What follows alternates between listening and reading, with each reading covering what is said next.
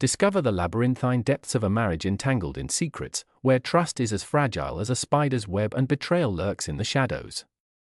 A tale of love and deceit, spun with the threads of reality, will have you guessing until the very end. Another Friday evening came, and while I reached home late, my wife, Emily, arrived even later. I didn't particularly like her going out with pals after work, but what could I do? Every marriage needs some distance. Emily was also considerate enough to advise me of her plans and typically arrived home early, no later than 8 p.m. This afternoon, while out on a job inspection, I received a text from Emily, went out for a drink and returned home late. Love you, Emily. Emily is generally responsible with her nights out. They occur approximately every 3 to 4 weeks. So why is it bothering me so much? That's a long story. In short, I have trust issues, not only with ladies but with anyone who goes to bars without their spouse or travels regularly for business. Emily does both, but her work trips bother me the most. You may question why I retain these concerns and how they influence my opinion of Emily. To put things in context, let me tell you a quick but sad anecdote. I actually grew up in a bar. My parents owned and operated the most popular tavern in our little town near St. Louis, Missouri.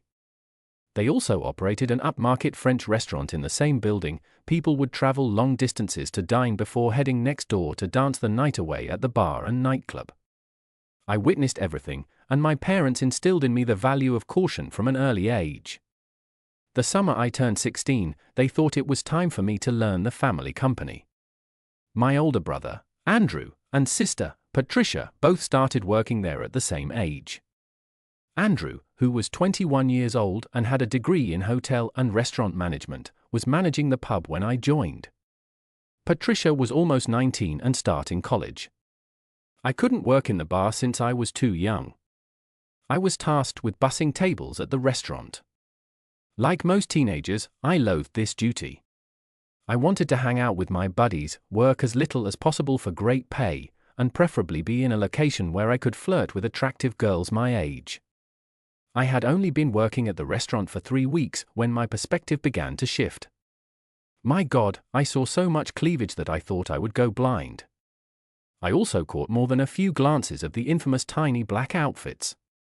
I even spotted my first bare beaver while researching a dress for one of the town's elite ladies, observing her and her date during their meal and subsequently at the bar. Made things even more exciting. Several times that night, my father or mother had to come to the door between the bar and the restaurant and send me back to work. Patricia, who was also working that night, approached me and told me, "Mark, get back to work and ignore everything you see, or you'll get in trouble." I turned to her and said, "But sis, that is Mrs. Hall, and she is out with a man. She doesn't even wear any underpants." "You believe Mr. Hall knows?" "I can't wait to tell the boys about it. It's fantastic." Patricia looked terrified and glanced over her shoulder, mumbling and crap under her breath. At that point, I felt my father's huge hand on my shoulder. He grasped it tightly and muttered, "Mark, come with me, immediately." He turned and strolled across the dining area, past the waiter station to his office. I followed him cautiously and scared. I'd been sent back to my job enough times that night to know I was about to have a serious chat with my dad. When I walked into the office, he looked at me and said, "Close the door and sit." I said to myself, "No, this is going to be terrible." My stomach nodded as I sat there watching my father scrutinize me. Finally, he sighed and began to speak. "Mark, I should have discussed this with you before allowing you to start working here, but I simply didn't. I had to conduct the same chat with your brother and sister, and believe me, it doesn't get easier with practice." "Mrs. Hall is a stunning woman, isn't she, son?" my father asked. And I jumped and felt dizzy as a result of his query. I was curious where my father was headed with it and why the sudden shift in topic. While I was thinking about how to react, he said, "Isn't she?" I gulped, nodded, and whispered, "Yes." Dad put his elbows against his desk, intertwined his fingers, and rested his chin on his thumbs. I can vividly recall his sigh and the sorrowful expression on his face to this day. Finally, he leaned back in his chair and began to speak again. "Even now, 20 years later, his comments continued to resonate with me. "Son, this business is our lifeline and livelihood. It helps the entire family. It offers us with our lovely home and pool. It sent your brother to college, and it will send both your sister and you to college. It will provide for all of us for the foreseeable future, as long as we don't damage it. Mark, if someone you know walks in here with their family, you smile and greet them by name. You can communicate with them while doing your job if the customer asks you to. However, there is one crucial point to consider. This type of business requires selective hearing and eyesight. Being in the food service and bar industry requires discretion. You don't see anything you shouldn't see. If someone you know walks in with someone of the other gender who isn't a family member, you address them as Sir Awesome unless they tell you otherwise. You don't recall their being here in that scenario. You don't remember what they did or how they dressed. If our clients do anything inappropriate, we ignore it as long as possible and do not discuss it outside of this establishment. The entire crew is subject to the same severe standards. If I ever hear anyone on the staff chatting about a customer, they are fired. Over the years, I've had to fire several truly wonderful staff because they couldn't stop talking about the customers. We are well known for both our confidentiality and the high quality of our cuisine and services. Son, you're young, and I understand how your hormones are raging. Even at my age, I check out women like Mrs. Hall whenever I have the chance. Your mother is aware that I do this, and you will too, but she also knows it's like going window shopping. You look but never buy or try on the merchandise. I wouldn't expect you not to look, however, I do expect your discretion, and you don't make it as plain as you did tonight. Another thing you should know, son, is that people like Mrs. Hall are always found out. Gossip will begin somewhere else and finally lead back to her husband. If he's like most men, it will mean the end of their marriage. People who cheat on their spouse tend to be negligent, and the spouse eventually finds out. We do not want to be the start of something like that. Many of them have young children, and divorce has a negative impact on them. Now, get back to work and remember what I said that day. I returned to my job and worked at the restaurant throughout high school and college. I never gossiped about our customers, despite witnessing far more infidelity than anyone my age should have. As I became older, I began bussing tables in the bar area. I saw groups of men and women on separate nights out. I seen married people engage in behavior that would undoubtedly fail the spouse test. Over time, I acquired an intolerance for folks who stayed late into the evening on these excursions. I discovered that many business travelers engaged in casual flings, frequently attempting to pick up local customers. This would not have concerned me if they were unmarried, but many were wearing wedding rings. Sometimes these vacationers made contact with our married consumers. My regard for such behavior waned, but I continued to treat everyone with the same courtesy and discretion. We wanted to encourage repeat business, after all. I've seen a pattern: those who departed early after 1 or 2 beers had stable marriages, but those who stayed late had marital problems and frequently divorced. My father hired a new waitress, Emily, during my freshman year of college. I was immediately drawn to her. We fell profoundly in love throughout the next 2 years of working together. We dated, met each other's families, and realized we were soulmates. We frequently chuckled at the cheaters' antics and idiocy in the restaurant. Emily and I got engaged the Christmas before our college graduation. By then, we knew we were on the same page about life and were destined to be together indefinitely. The only glitch in our romance was our parents' insistence on a prenuptial agreement. Emily and I thought it was unnecessary because we knew we'd be life partners. However, my parents wanted to protect their business and a sizable investment portfolio that I might inherit. Similarly, Emily's parents had a large estate they wished to protect, so that her future inheritance would not be shared if we divorced. The prenuptial agreement addressed these issues by stating that any assets acquired before the marriage or inherited would remain with the original owner in the event of a divorce. It also stated that each of us would keep our separate pensions and only share jointly earned assets when the marriage was disbanded. Furthermore, the agreement outlined custody procedures for any future children, emphasizing the spouse who traveled less unless it endangered the children. Finally, graduation day arrived. Emily obtained a BS in finance and landed a great job at a locally based stock brokerage firm. I graduated with a BS in construction management with a minor in landscape architecture. After college, I spent 2 years polishing my talents at a construction company. Emily and I were not interested in taking over the family business or bar. My parents had incorporated it, and my sister and brother ran it. My mother continued to be the bookkeeper, while my father, while not officially named, remained the de facto ruler. After getting enough expertise, I decided to launch my own construction and landscaping firm. Emily and I struggled to make payments on our home and cars, so my parents gave the first funding through the family corporation, and I was paid to operate the firm. Emily's career progressed gradually, despite the difficulties in the beginning. She was ecstatic when she was promoted to a job in her brokerage firm's compliance unit, where she was in charge of ensuring that satellite offices followed SEC requirements. The role required 3 or 4 days of travel per month, which, while not enormous, made me anxious given my background. My business grew steadily over time. I progressed from simple remodels to adding rooms and garages, and eventually to building entire structures and landscaping them. I was satisfied with the arrangement and saw no reason to rename the company under my name, especially as my salary increased in tandem with the company's worth and gross income year after year. Although I gradually became accustomed to Emily's travel schedule, I could never escape the feeling of unease. However, I supported her few girls' nights out, as she was generally home by 8 p.m. I also occasionally traveled for work and enjoyed an after-hours beer with my crews or office workers. I thought this was part of good management. I made it a point to depart after a drink or two, going home no later than an hour beyond my usual time, unless Emily was with me. Emily and I decided to start a family 3 years after we married. Patrick was our first child, and Susan arrived 18 months later. She was so tiny and had me wrapped around her little finger from an early age.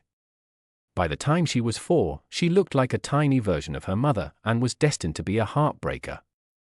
As Emily's career expanded, she became the go-to person for resolving problems in difficult offices.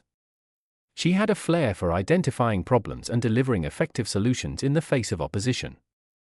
If it didn't work, she was willing to approach the troublemakers personally, and she had no reservations about contacting headquarters to escalate the problem. As a result, several office managers who had crossed her found themselves looking for new jobs. Emily's notoriety caused her to travel more frequently, sometimes for up to 2 weeks per month. We both despised this arrangement, but after much deliberation, we agreed to remain with it. Emily was on schedule to take over the department within 2 years, which would remove her need for travel and result in a significant raise. Meanwhile, the sluggish economy prompted my small business to take on jobs that we would have previously denied. After the housing bubble burst and the stock market crashed, we had already laid off roughly half of our employees. Although we were not in financial ruins, since we avoided massive loans and kept costs low, our profitability had suffered. One of these tiny jobs signaled the beginning of the end of my business. If I hadn't agreed to bid on that job, perhaps things would have turned out differently. On a Thursday morning, I stepped into my workplace, asking why I had bothered to show there.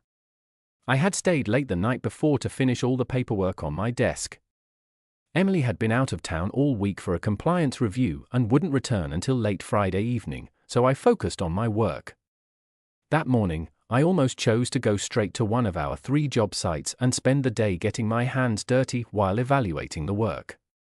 Many of you are aware that the best approach to keep employees motivated and maintain quality is for the manager to be there and capable of doing whatever the employees can do. I hadn't been at my desk long when my assistant buzzed in. "Mrs. Hernandez has arrived and would like to talk about installing a deck and landscaping her backyard." She explained, "Have you got time to meet with her?" Although my original thought was great, I decided to meet her somewhere with a tiny desk and a few shrubs. Even a couple of days of work may be scheduled, allowing some of the men to continue working and supporting their families. When Mrs. Hernandez entered my office, I was taken aback. She bore such a remarkable similarity to Mrs. Hall, the first woman I had ever focused on, that I was at a loss for words. I regained my calm and stood to welcome her with a grin. "Mrs. Hernandez, it is a pleasure to meet you. I am Mark Harris. Mrs. Martinez indicated that you were interested in having a deck built. Is this correct?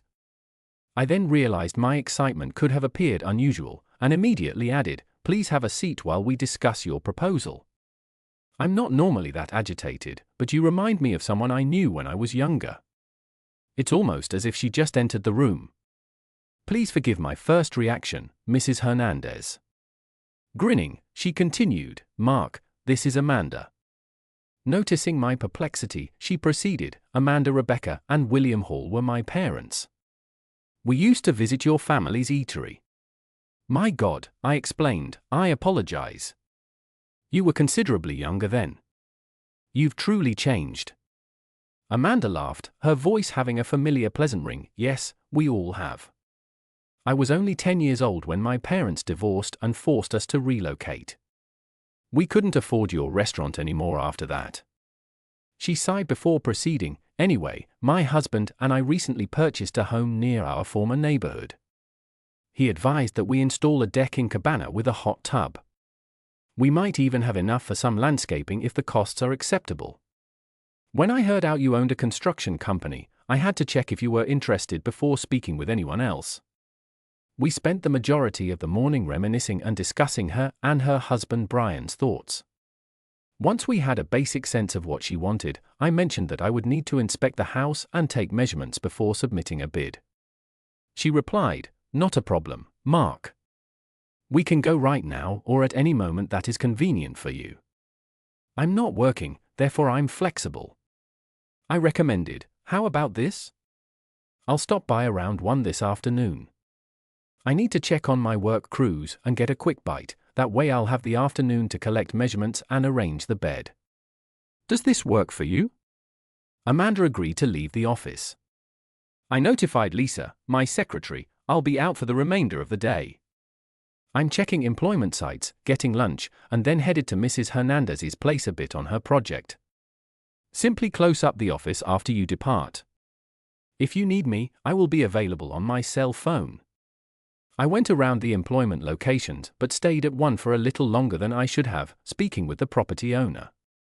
This delayed my lunch, causing me to arrive at the Hernandez home around 1:30, meeting Amanda at the door. I apologized instantly, Mrs. Hernandez, I apologize for being late. I got caught up with the property owner and lost track of time. I tried calling but just got an answering machine. Mrs. Hernandez giggled and added, Mark, I told you before, call me Amanda. Sorry, but I didn't hear the phone. I went out cleaning the pool after I got home and forgot to bring the cordless, but it's not a big issue. You're here now. Would you like to have a drink or explore the area? I responded, I am okay, Amanda. Let's go look at your backyard. After obtaining all the appropriate dimensions, pricing everything I usually use is simple, but because you don't have a hot tub, you'll need to buy one before I can make a bid. I need its dimensions to order some of the materials I'll be using. Amanda asked, puzzled, I assumed you would provide the tub as well. I do not know much about them. Can't you put that in your bid? I chuckled and said, yes, Amanda, I can do that, but we do not sell hot tubs. I'll have to get one from another supplier to do so. I'll need to know the size you want, whether it will be in ground or standalone, and whether it will be powered by 210 or 110 volts. Amanda seemed so upset that my heart goes out to her. I knew from our younger days how quickly she could become overwhelmed by minor details. Finally, I remarked, let us talk about this for a bit.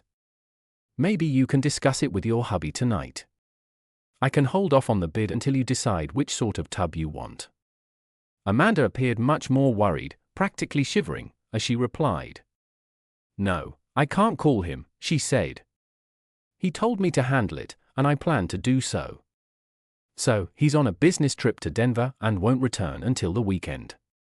Can we just sort it out for ourselves? I questioned Amanda about how they planned to use the hot tub and discovered that they rarely entertained, and it was largely she who utilized the pool and backyard, occasionally with a friend or two. Having gathered enough knowledge, we went to my supplier and let Amanda look at different tubs. She opted for a smaller 5-person model. We returned to her home after collecting the dimensions. I inquired if she had a spot where I could connect to the internet and access my office, as several of the things I needed to estimate changed pricing on Thursdays, and I wanted an accurate price list before I began. Amanda grinned and responded, "Yes, Mark, come into the office. Brian is a manufacturer's representative for business systems. He has a very good workplace set up for me. He works from home.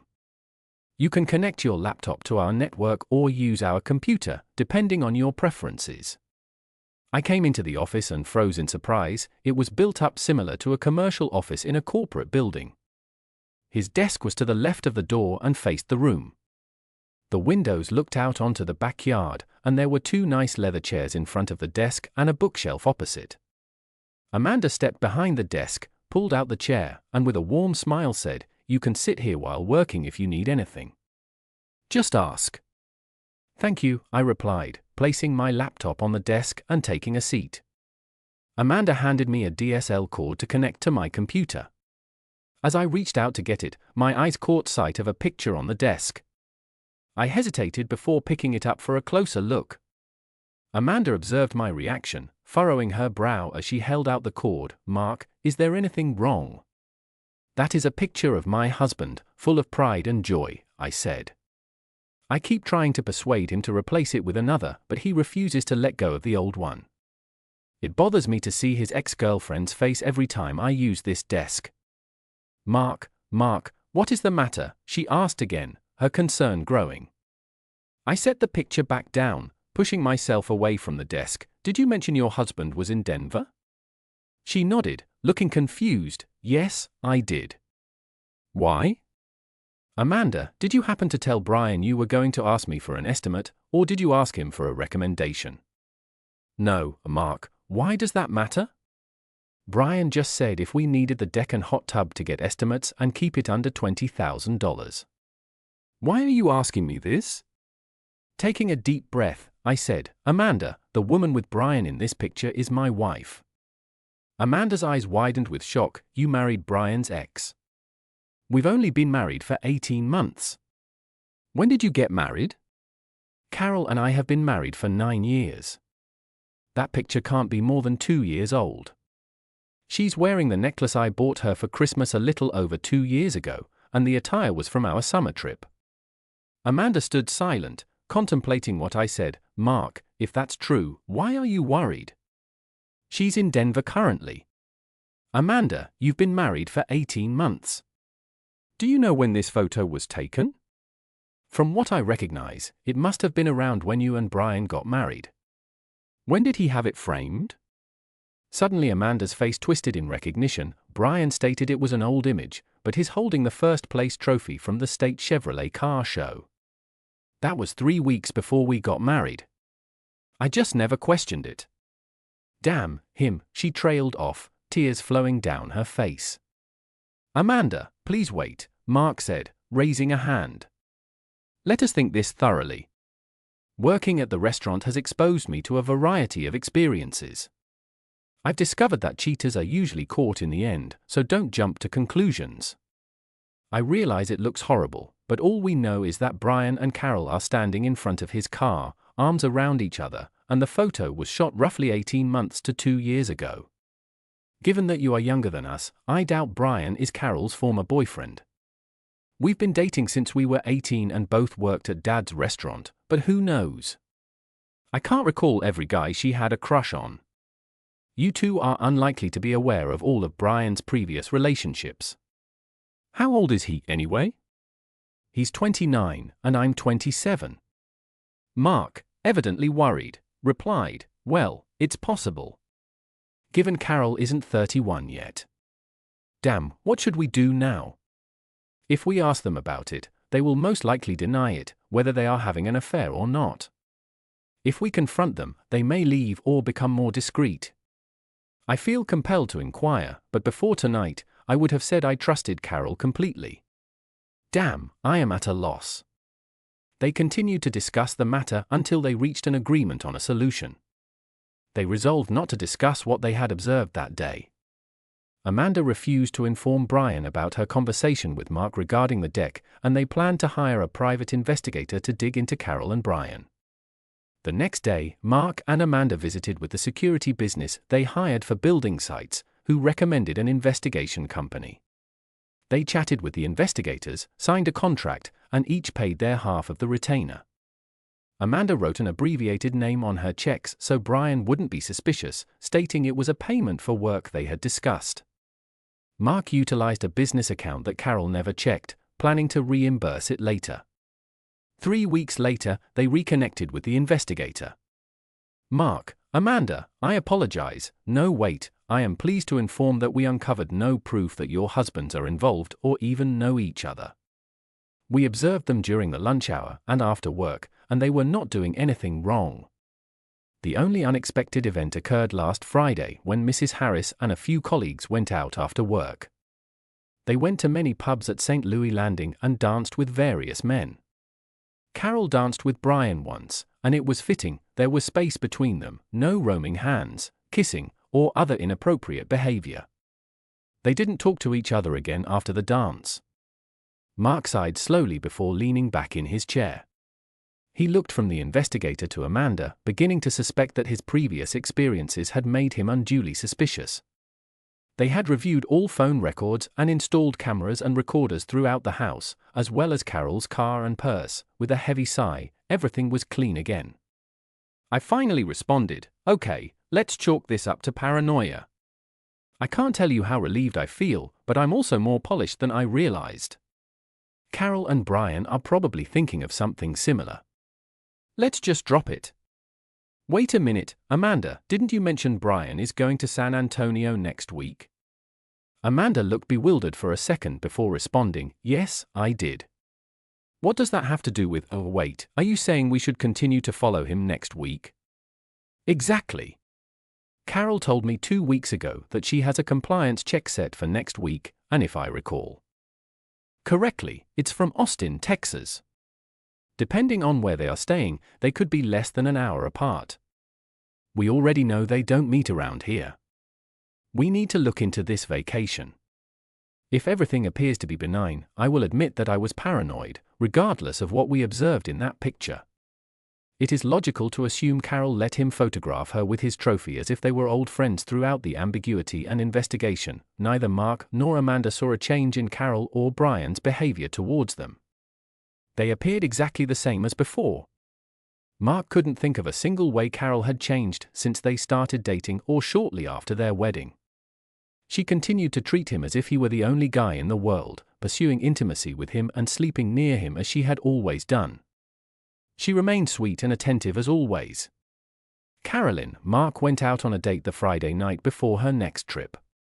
Later, as they nestled in bed, Mark said, "Carol, do you recall when we worked at Dad's restaurant and used to laugh at all the cheaters and people who did inappropriate things?" Mark thought Carol's muscles had stiffened somewhat, but he couldn't be certain. She smiled, raised her face to him, and said, "Yes, I remember. Some of these people were quite dumb. Even now, when someone at work does something similar, it brings me back to those days and reminds me of how idiotic they were." "Why are you asking?" "One of the guys at work doesn't believe his wife is cheating on him, but he has not uncovered any evidence. When he expressed his anxieties, I recalled those days and told him to relax. I warned him that if she is actually cheating, he should keep his eyes and ears open since cheaters are always discovered eventually. I also stated that the longer it takes to find out, the better for the children." Carol reacted with a sad expression, as divorce is usually difficult for them. Why was it expected that the marriage would automatically end in divorce? Perhaps the wife adores her husband, and the affair means little to her. She might not desire a divorce. "No, Carol, he's exactly like me. He cannot stand cheating any more than we can. I doubt he would agree to a long-term affair any more than you or I would. He may be able to forgive a one-night stand, but not a full-blown affair."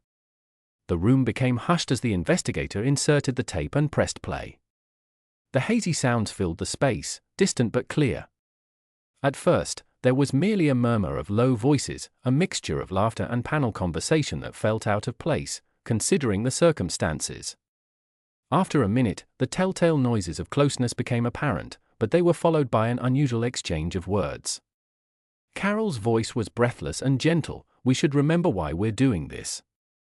Brian's voice was equally labored. "I understand, Carol. Carol, it's our secret weapon. Do you think this will work? What's with all the pretending, Brian? It has to, otherwise all of our efforts will be in vain." The video continued, full of phrases and references implying something more complicated, far more deliberate than a simple affair. The investigator finally paused the recording and looked at Mark and Amanda with serious eyes. "You see, this isn't simply an affair. They talk as if they are part of a complex strategy or operation. We've never seen anything quite like this." Amanda, who had been staring at the recording recorder with surprise and fascination, eventually spoke up. "It appears like they have some sort of plan, something more than simply seeing each other in secret." Mark, who had initially felt wrath boiling inside him, was now feeling confused. He leaned back and massaged his temples. "What may they be doing, and why are they keeping it from us?" The investigator shook his head. "I do not know. They were quite careful.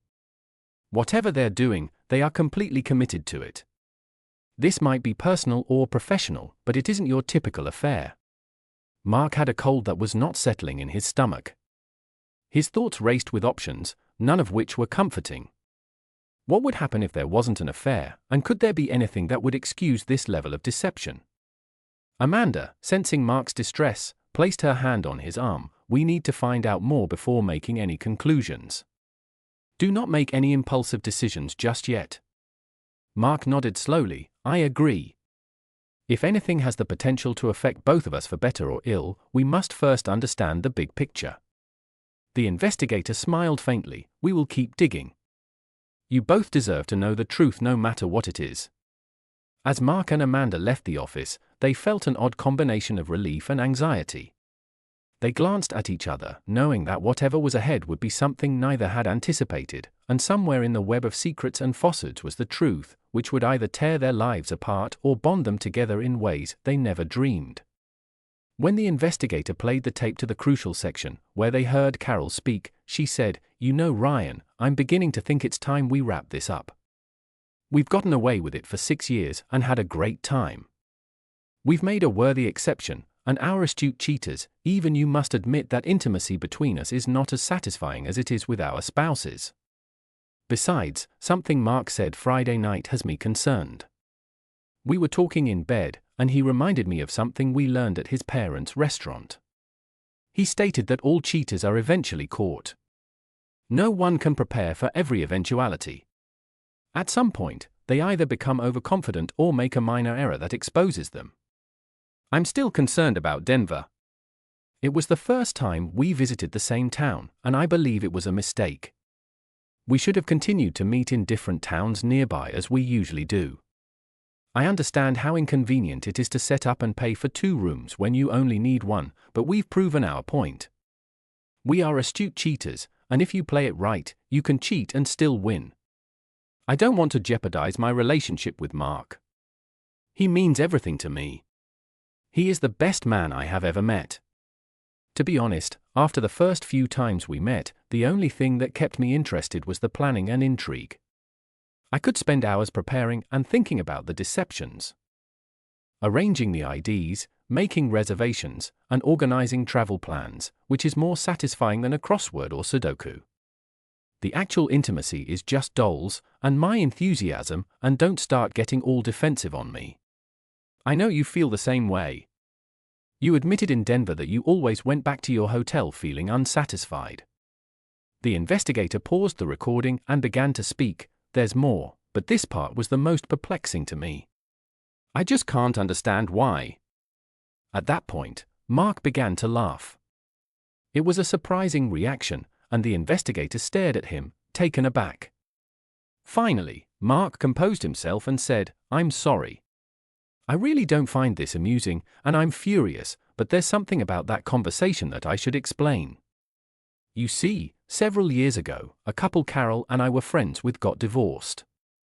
The wife had been cheating and was eventually caught.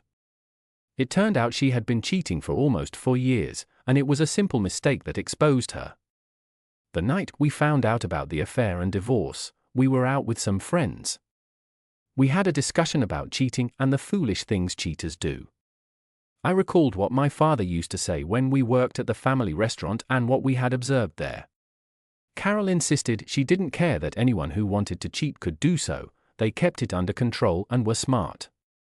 I was on the opposing side of the argument and told her there was no way that could happen, that at some point, the cheater would get caught. It might take years, but it would eventually happen. I mentioned that the cheating might even come to light in an unexpected manner, but it would be exposed. We finally agreed to disagree, but for several weeks, Carol would bring up how smart cheaters could still win. To the best of my recollection, her affair with Brian began around the time we had that argument. Carol has always taken pride in her intelligence, and now I think I pushed the wrong button during our discussion. I suspect she was trying to prove she could cheat and get away with it. Perhaps she could have if she had ended it sooner, but now, I know she isn't going to get away with it. Mark and Amanda found themselves together once more, this time awaiting their appointment with the divorce attorney. Given how successfully they had split the investigators' expenses, they decided to share a divorce attorney as well. When Mark was called into the office, the attorney looked surprised. "Mr. Harris, and this is Mrs. Harris?" the attorney inquired. Mark grinned. "No, sir, I'm Mark Harris, and this is Amanda Hernandez. We discovered her husband and my wife were cheating with each other and split the investigators' bill to get proof. Now we thought we might also divide your fee." The attorney, Jason Lee, smiled and gestured towards the chairs. "Of course, perhaps we can work something out. Please take a seat when we discuss things." Mark sat down and handed the attorney a copy of the investigator's report and accompanying photos. Before the attorney could review them, Mark said, "I don't believe my case will be too difficult. I've also brought a list of all the assets Carol and I own, when we acquired them, and how. Additionally, I have a copy of our prenuptial agreement, which details the division of property and custody of the children. All I want is a divorce on the grounds of adultery and a settlement as per the prenup. Amanda's case, I'm afraid, is a bit more complicated." Mark handed over the paperwork supporting his divorce, leaned back in his chair, waiting for the attorney to review the forms. After Mark's documents were taken, Amanda handed the attorney similar paperwork with the notable exception that she did not have a prenuptial agreement. The attorney explained the divorce process, timeline, and his fee schedule to both friends. Then he discussed what Amanda hoped to achieve from her divorce. Finally, he said, "I think I have enough for now. I need to thoroughly review all the documentation and the investigator's report. If I have any questions, I will certainly call. Otherwise, I'll prepare the documents and move forward from there. Would you like me to just serve the papers or call you first?" Both Mark and Amanda requested a call when the papers were ready to be served. They left the office and returned to their respective routines, agreeing to stay in touch. Mark nodded at his secretary, his expression a mix of resolve and exhaustion. "It's okay, Lisa. People change. Circumstances change," he said, attempting to sound steady, although a weight lingered in his voice. "Sometimes we don't really know everything that's happening under the surface." Lisa shook her head, her eyes reflecting understanding but also confusion. "Is there anything I can do to help, Mark?" Mark sighed deeply, taking a moment to gather his thoughts. "Just keep things running smoothly here, and please make sure no correspondence, or any kind of contact from Carol, reaches me. I need a clean break. Lisa," he added, looking at her with a mix of resolve and a silent plea for support. Lisa replied, her eyes filled with empathy. The hours ticked by slowly that day, each one heavier than the last. Mark found himself oscillating between anger, sadness, and an odd sense of relief, knowing that soon things would come to a head. By noon, he couldn't focus, so he decided to take a walk, hoping the fresh air would clear his mind. As the clock neared 3:30, he returned to the office and felt an icy calm wash over him. Everything was in place, all he had to do now was wait.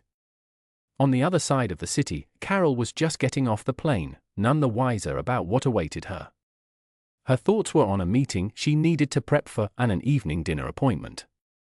She glanced at her watch, mentally planning her afternoon.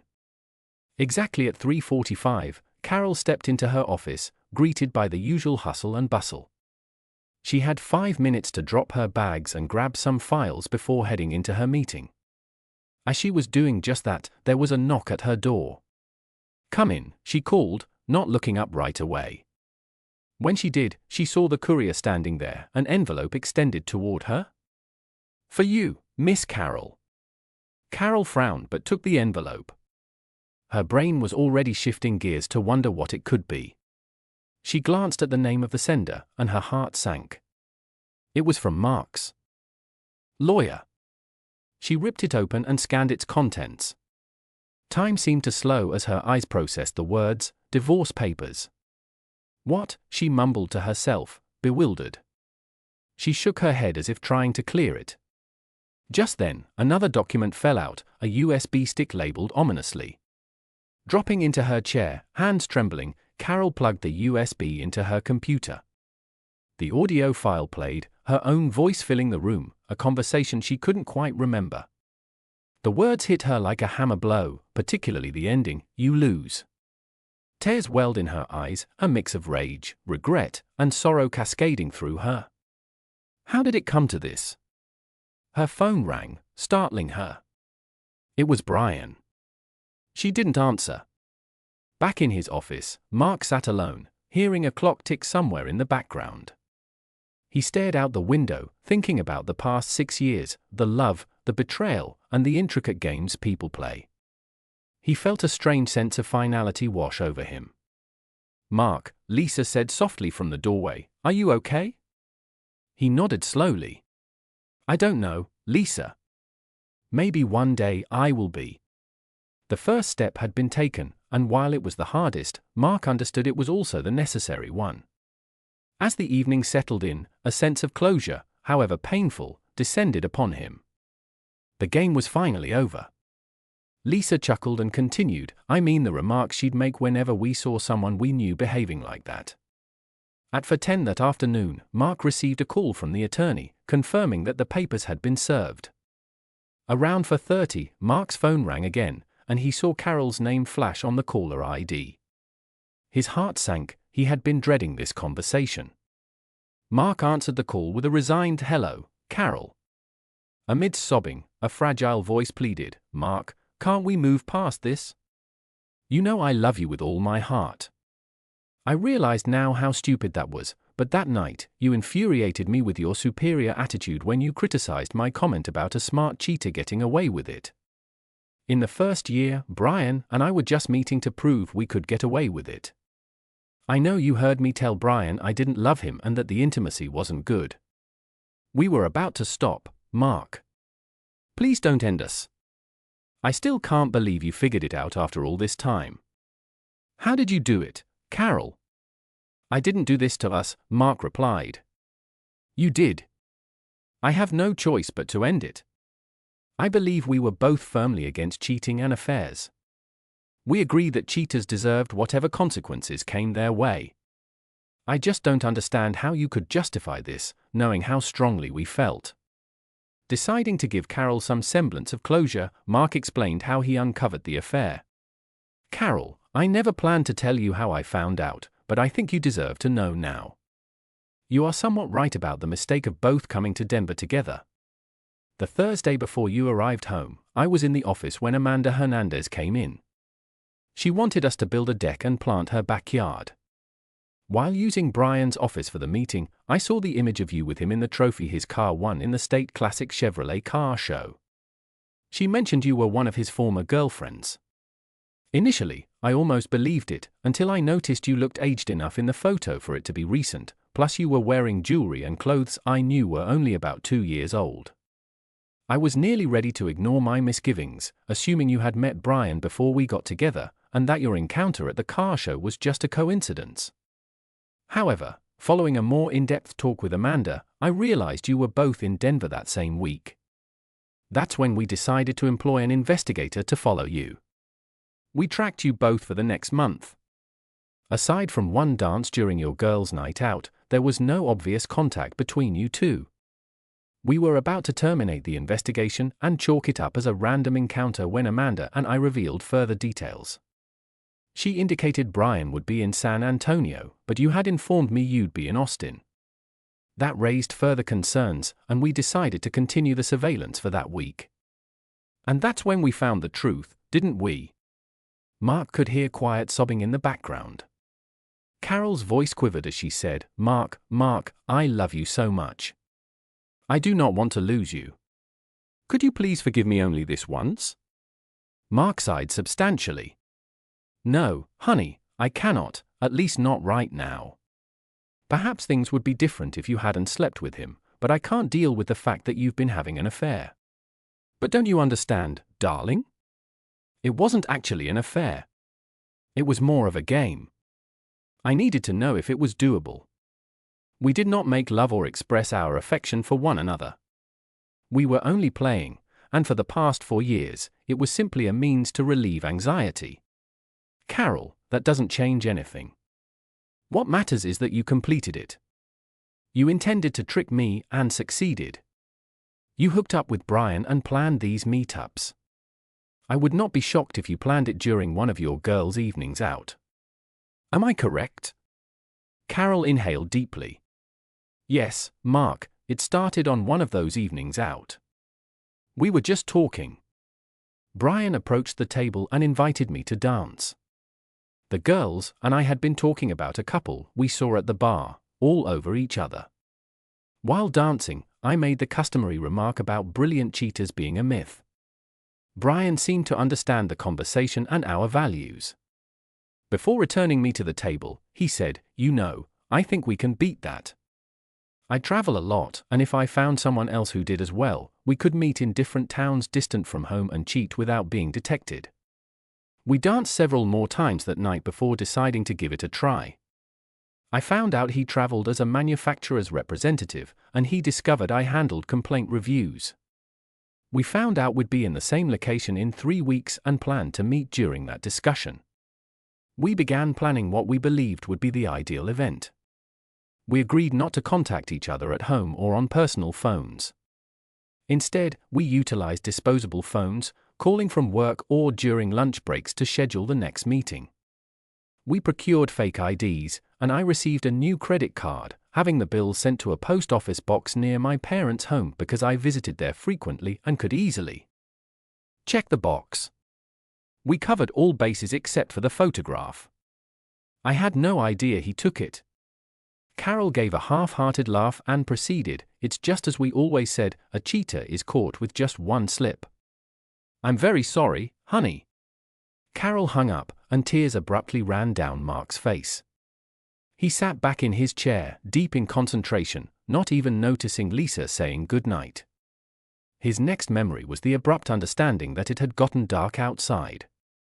Before the divorce was formalized, both of their parents tried multiple times to persuade Mark not to end the marriage. Carol's parents made the most heartbreaking appeal. They called one day and asked if they might stop over to see the children. Mark accepted, and after spending time with the children, the 3 adults sat in pool chairs in the shade, watching the kids play. Carol's mother looked at Mark and said, Mark, we all know my daughter acted foolishly. She was devastated the first night she came to us. It took a while to pull the narrative out of her. She was distraught, claiming she had wrecked everything. Finally, she revealed to us all of the proof you had on her. Mark, if I had found her father doing what she did, I would have also left him. But can't you show the grace I taught, rather than the behavior I take? I know she cares strongly about you. It's obvious every time she looks at you, talks about you, or sees a photo of you. Her difficulty is that she is intellectually superior, even in situations like this. She has always felt compelled to demonstrate her ability to outwit others. Mark, did it ever occur to you that you might have pushed her into this? She said to me over the dispute, you hand over your friend shortly before deciding to prove she could have an affair without being caught. Mark looked at his mother-in-law and added, yes, Mona, I have considered that. Perhaps I contributed to her affair. If she hadn't slept with him, I might have been able to go on, but she did. He was aware of how strongly they both felt about cheaters prior to marriage, as well as how adamant she was about the prenuptial agreement's infidelity terms. Then she went and did this. No, I simply cannot let it go. It's breaking my heart, but I just can't. The divorce was finalized, and Mark was happy for the prenuptial agreement. They had to divide certain investments and share ownership of the property. His firm was under the family name, and the shares he owned were gifts. Carol didn't get any of it. Mark allowed Carol to withdraw the value of her half of the house from the investment account so he could purchase it outright. Mark was always polite to Carol when he saw her and never caused her any trouble about visiting the children. He still wanted to hold her whenever he saw her, but he knew he could never trust her again. One night, he took the kids out to eat, and Amanda paused at the entryway, hesitant. The hostess approached her and inquired about seating. Amanda held out one finger, and Mark noticed, jumping out of his chair to stop the hostess and Amanda before they reached her table. "Amanda, it's wonderful to see you. I observed you mentioned to Patty that you wanted to be alone. I'm just here with my kids. We could share a table," Mark said. Amanda looked at Mark for a moment before smiling. He felt his heart lift, and the room became brighter. She came forward and gave him a brief embrace and a kiss on the cheek. "Thank you," she replied. "I think I'd enjoy that." After Amanda was seated, Mark introduced her to his children. Before she could open the menu, his father stood alongside the table and asked, "Mark, have you been holding out on me? Who is this stunning lady?" Mark laughed, and Amanda smiled. Mark turned to his father and said, "Dad, this is Amanda Hernandez. Her mother was Rebecca Hall. They used to come here when I was a child." Mr. Harris smiled and replied, "Yes, I remember you now.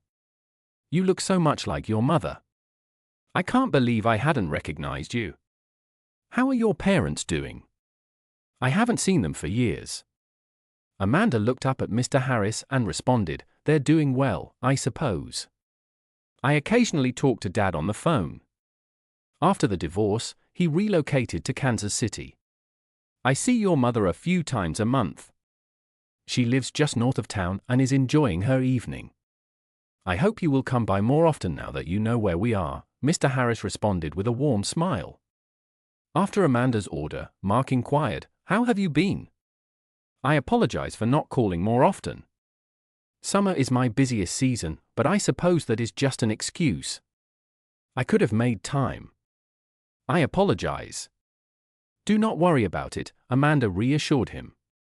"I understand you're busy, and I did not call either. Actually, I am here tonight to celebrate. My divorce was finalized today. Brian eventually gave up. We sold the house and split the proceeds evenly. He fought the alimony and dragged out the proceedings, but in the end, I won because he refused to let me work. I'm currently living in a small shabby apartment, but once I find a job, I'll be able to move into a better situation." As the meal progressed, the children became increasingly restless. Amanda and Mark continued talking and even ordered another bottle of wine. Finally, Mark turned to Amanda and said, "I guess I have to leave before these two little rascals get us banned from here. It's been great talking to you again. Perhaps we can do this more frequently?" Amanda smiled and nodded, "I'd like that. Let's do it."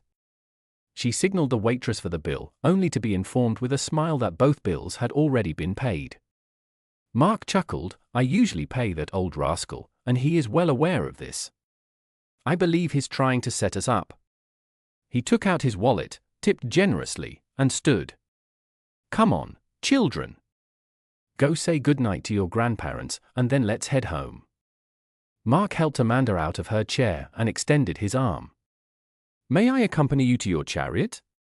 Amanda smiled, took his arm, and said, "You may, good sir."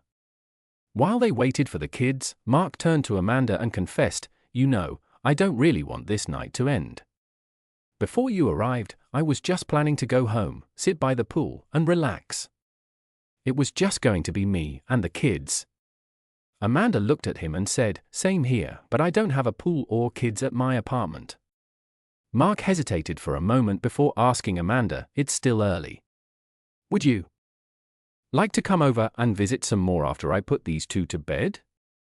Amanda smiled and nodded. Yes, I'd like that very much.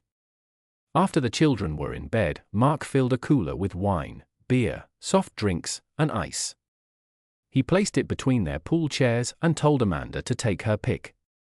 He reached for a Pepsi, leaned back, and saw Amanda choose a Pepsi as well.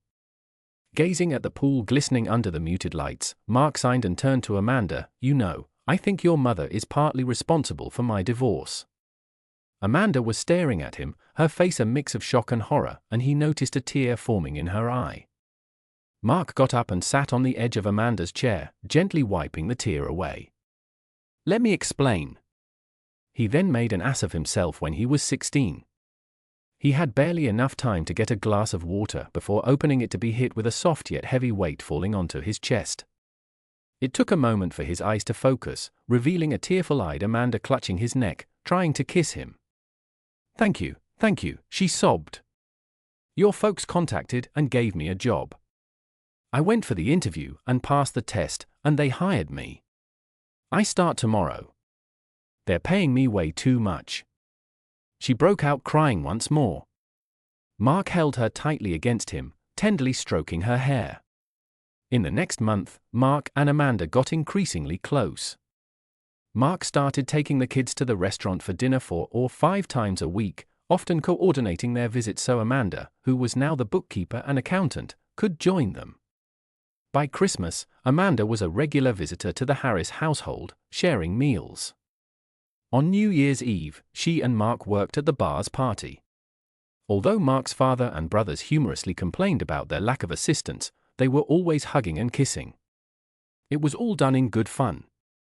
The two had become a well-known couple, and any invitation made to one of them included the other.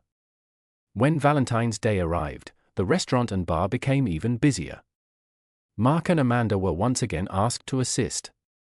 As the evening came to a close and the majority of the customers had left, Mark approached Amanda in the restaurant.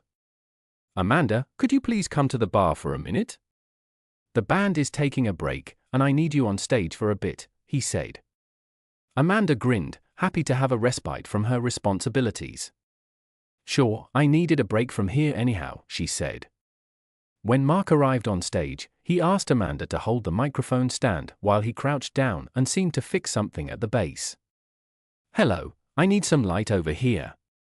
Could you fetch it for me? He yelled out. As Amanda looked for a light, one of the spotlights immediately lit both of them. Mark looked up and spoke to Amanda, his voice echoed around the room by the microphone. Amanda, I'm down here at your feet begging you to marry me. Will you? Amanda looked down and saw Mark holding out a little dark thing, but the bright lights obscured her eyesight.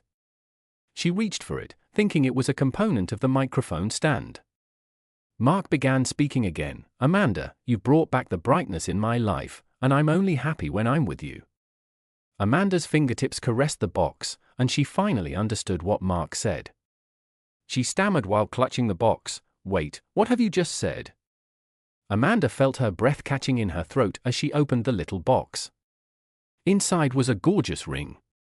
Her mouth fell open, and she reflexively covered it with her palm, gasping softly. She removed the ring from its nested position and put it onto her left ring finger almost in slow motion. Tears ran down her cheeks as she dropped on her knees. She gave Mark a deep, lingering kiss and muttered, Yes, I love you with all of my heart, and for months, I imagined that you felt the same way. The house erupted in a chorus of whistles and applause as Amanda drew back to gather her breath. She saw Mark's entire family gathered around them. Mark's brother raised her to her feet and hugged her before passing her around with everyone embracing and congratulating the newly engaged pair. Amanda opted for a modest wedding in the months that followed. At the wedding ceremony, she gradually transported her possessions from her lovely apartment to Mark's home. While they unwrapped gifts, they discovered a single yellowed envelope at the bottom of the pile. The inside included a heart-shaped valentine that was as ancient and weathered as the envelope. The original signature had been raised and appeared to be for Mark. The valentine read, I got this valentine from the only man I've ever loved. This is our first Valentine's Day. I've treasured it ever since. It feels right to pass it on to you today. Perhaps it represents the passage of his heart from me to you. May your life together be full of love and understanding. May we never break each other's hearts, or let stupid pride tear you apart. Congratulations, and I wish you both an endless life of love and happiness.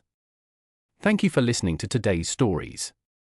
If you enjoyed listening, please like and subscribe if you haven't already. Also, write a comment below with your thoughts on what transpired. Take care. I had just returned from another hot location in the African jungle. I tried to call Vera as soon as my plane landed. I couldn't wait to inform my wife that I was already home and would be seeing her soon. However, her cell phone would not answer, so I contacted her at work. Hello, Chief Medical Examiner's office. Can I help you? The phone rang, and an unusual voice answered. Hello, may I speak with Vera? I asked gently. Vera is not at work. Who's phoning, and what should I tell her? The secretary was as courteous as I was. That's her hubby. I really need to see her. Can you tell me where she may be? The secretary remained silent for a while, as if gathering her thoughts, then she hummed and said, if this is a joke, it's a really bad one. She hung up without saying goodbye. I stood there for a few minutes, unable to organize my thoughts. It's a huge deal. I took a taxi and drove home. I opened the door and entered our apartment. I got the impression that nobody lived here. I ran my hand across the kitchen table, accumulating dust on my fingers. The situation became increasingly incomprehensible. I made my way to my room and removed my uniform. I wondered where my wife was. I called my daughter. Her phone was also disconnected. Where are they? I washed off in the shower and changed. I took a bottle of whiskey from my duffel bag and poured half a cup of tea. I hadn't understood anything yet. Half an hour later, I dressed decently and hailed a taxi. I decided to go to Vera's workplace and conduct some reconnaissance, primarily with the crowd of patients. I sneaked past the guards and went to the reception desk, where two young women were loudly discussing the upcoming New Year's corporate party, which was scheduled for today in the Hotel Plaza's restaurant. I listened as the girls were talking nonsense for quite some time before they announced the start time, 18 hours exactly. For some reason, I was eager to attend this event. I was not surprised to see a sign on the door indicating that the restaurant was closed for the event. I've been here several times before with my wife and friends. The restaurant has separate dining rooms, and I assume the party was taking place in one of them. The large man blocking the doorway looked at me and asked, "Do you have any invitations?" Shit, I tried calling my wife again, but her phone was still disconnected. I turned to the man in the doorway and said, "I'll listen. It's a corporate event for the regional medical center. My wife's supposed to be there. I just flew in today, and I can't reach her. Her name is Vera, she's definitely here." I tried to explain, but the guard shook his head and said, "Entry is by invitation only. I have strict no invitation, no entry. I can't do anything, and you can just give her a message that I'm here." I tried to keep my cool and not pounce. I saw the guard hesitate, then he said something into a microphone sticking out of his breast pocket. A few minutes later, the door opened, and a young woman I didn't know came out and gave me a scrutinizing look. I repeated to her what I had told the guard. "Can you confirm that you are Vera's husband?" I gave her a surprised look of my own and said, "Of course, I can." "Who are you?" I fumbled in my pocket and handed her my passport. "I'm Angelica, her personal assistant," the stranger answered, scrutinizing the document. "Check the marriage stamp," I prompted her. She checked it, looked at the guest list on her phone, and gave me a confused look.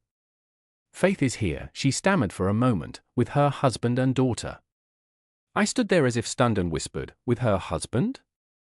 The woman shrugged, and another guard looked behind her and said, "I'll let you through, but I hope you don't do anything stupid." The woman turned to the guard and said, "Let him through." As she passed, I heard Angelica whisper softly to the guard, "Keep an eye on him." From behind the closed double doors, on the far side of the face came the sound of music. I placed my jacket in the check room and proceeded into the hall. The enormous banquet area of the restaurant was adorned in New Year's style, with a gigantic Christmas tree decorated with toys and lighted clothing, its top pointing to the ceiling.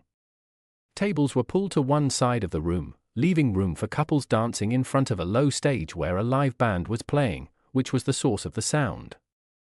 Apparently, there was a pause, and folks were hanging around on the dance floor. It was like I was examining the dimly lit hall. Vera was nowhere to be found. Suddenly, I noticed the HR deputy who worked with Vera. I knew him, he had been to our company several times. I approached him and gently grasped him under the elbow. "Hello, Sanchez, do you know where Vera is?"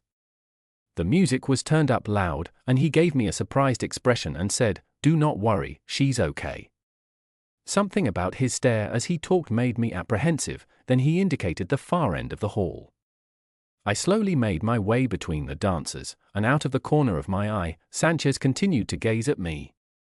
Basically, Vera, clad in a short burgundy dress, stood surrounded by guys, next to her in a chic tuxedo, staring at an intimidating fancy man with a possessive expression.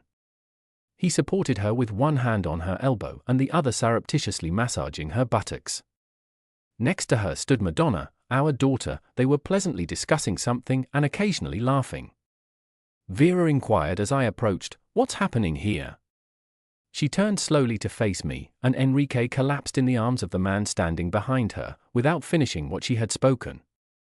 I shuddered at my daughter's deadly cold face and said, "Help me, there isn't." "Well, she should be moved to the restroom." Vera's boyfriend carried her to the door. I didn't comprehend anything. "Wait, that is my wife."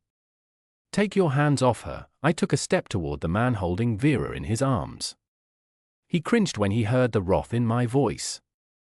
Angelica, who was standing nearby, gave me a scared expression and put her finger on the walkie-talkie.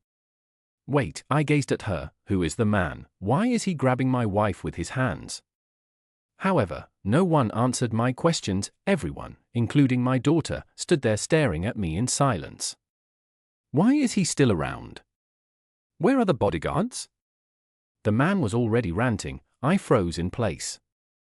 I wanted to go to Vera and aid her, to tell her I loved her, that I had not stopped thinking about her for a moment, but I couldn't make my legs obey. However, the other half of my mind was preoccupied with who was next to my wife and how far their relationship had progressed. I turned to Madonna, my daughter, and asked, "Could you explain?" Madonna glared at me with hardly hidden disgust in rage. "You have damaged everything." She turned away, and she didn't even notice as the guards grabbed me under their arms. I saw a passed-out Vera being dragged out of the auditorium. The image in my eye started to blur. It was obvious that I was getting nowhere. I could send half of the people here, including the guards, to the hospital, and I'd probably end up in jail. Then I wouldn't have known what had happened. I threw up my hands and walked away, not looking back. The entire event seemed odd and out of control. I responded aggressively to the woman behind the coat check counter as I waited for her to bring my jacket over. The door opened behind me. I turned around and hoped for something, but there stood the monster who had been with Vera, a disdainful smirk on his lips. "You have lost, warrior." Vera and her daughter believe I am the greatest option for them. I growled and stepped at him, shaking my fists, but I was halted by the huge hand of the soldier who stood between us. "I apologize, but I have instructions. You must leave," he replied, and to his loyal comrade, who moved back and stood at the open doorway, he said, "Please return to the hallway." Taking my jacket, I walked to the front door and ducked into the dampness of the December night. The security guy kept a tight eye on me while I held a cab, and I was still hoping that the door behind me would open and my wife and daughter would run in behind me. A yellow cab drew up to the curb, and I climbed into the rear. I provided the address. I had to retrieve my belongings because I did not want to stay in that place. I begged the driver to wait. I quickly rushed up to the apartment and got my belongings. I stared at our wedding photo, which was dusty, then signed and shut the door, leaving my history behind to seek sanctuary. Probably have to rent anything. I got back on my phone. There were several locations to dwell. I looked through the ads and found a suitable one. It was a little studio flat in the old town for a relatively low cost. I dialed the number. The modest two-story red brick house with a red-painted roof resembled a fairy tale gnome. It was crowded on two sides by paneled five-story structures, which obscured the sunshine, and the house remained in the shade throughout the day. Apparently, this is why the pricing was so low. There were just 4 flats in the home.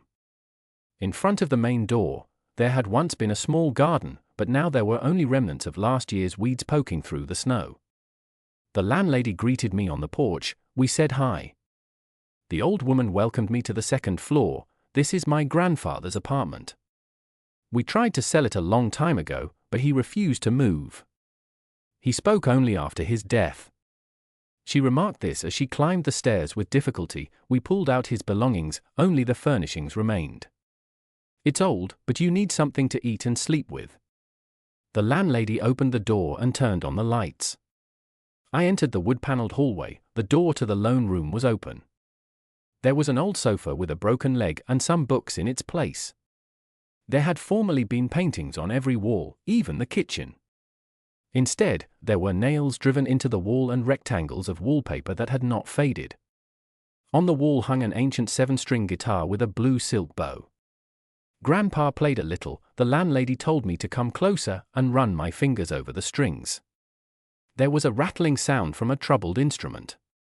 I was happy when the hostess collected the money and disappeared. I was starving, despite my exhaustion. I had to go shopping for food and beverages. I shut the door across the street and proceeded to the grocery, fortunately not far away on the same street. After wandering around the sales floor, I loaded the cart with groceries, paid, and rolled it to the counter. I took out a bag, reached for the cart to transfer the groceries, and came face to face with a homeless man. I wanted to chase him away, but for some reason I felt sorry for him and even offered him some money. To my amazement, I realized it was a lady. I took the bag and walked leisurely towards my temporary shelter. I instantly forgot about the homeless woman. I arrived home just as snow began to fall in earnest. Finally, I sat down on the old worn leather couch and covered my eyes. Thoughts attacked my brain. What exactly had happened? Why was the daughter speaking to me like that? What about the wife? She fainted when she saw me. It appears that I was unexpectedly debited from all of my accounts. My credit card was maxed out. At least there was no problem. However, the rest of it was a mess. I decided not to make a fuss or beat myself up over nothing. Everything would get resolved sooner or later. But I was certain that nothing would ever be the same. I must have fallen asleep because I awoke to the sound of something coming from the front door. I took a cautious peek out of the room. Someone attempted to open the front door, but the key sticking out of the keyhole on my side was in the way. And when it realized the lock would not open, it fell silent. I stood up to listen. It was quiet behind the door. You cannot hide from problems. Problems must be dealt with. I approached the door, turned the key, and pulled the handle sharply toward me. The landing was dimly lit. The dimly shining fly-infested light bulb was unable to fully illuminate the landing area. I turned my head. The homeless woman I had seen outside the supermarket was looking at me with fear. It appeared that this woman was as difficult to get rid of as a roach. Why was she here? Was she following me or something? We stared at each other silently until the door slammed downstairs. She came in here. You stay downstairs. I will go upstairs and take a look. Someone with a flashlight started walking up the stairs. The police. That is all I need right now. I grabbed the homeless woman's dirty collar and pushed her inside the apartment. Be careful not to make any noise. I closed the door and turned the key. I turned to face the woman and placed my finger to my lips. A voice echoed outside the door. There is no one here, and the attic is locked. Okay, let's go. She's not going anywhere anyway. She'll get caught sooner or later. Heavy footsteps sounded up the stairs. The door slammed. I looked cautiously out the window. A police car with blue flashing lights drove away from the house. I said you could stay while the cops were here, then get out of here. Thank you, she replied quietly. Look, I don't want to hurt you, but you're filthy and stinky over there. The bathroom is right there. Go wash up. That made me feel sick. Good Samaritan, maybe she is sick, maybe she's terrible, that's all I need to be happy about right now. Throw her out and be finished with it. What about the police? All right, she will clean up and leave, but something else was keeping me from throwing her out. Perhaps the feeling that I was as homeless as she was, but with pockets full of cash. Without saying anything, the woman went to the restroom.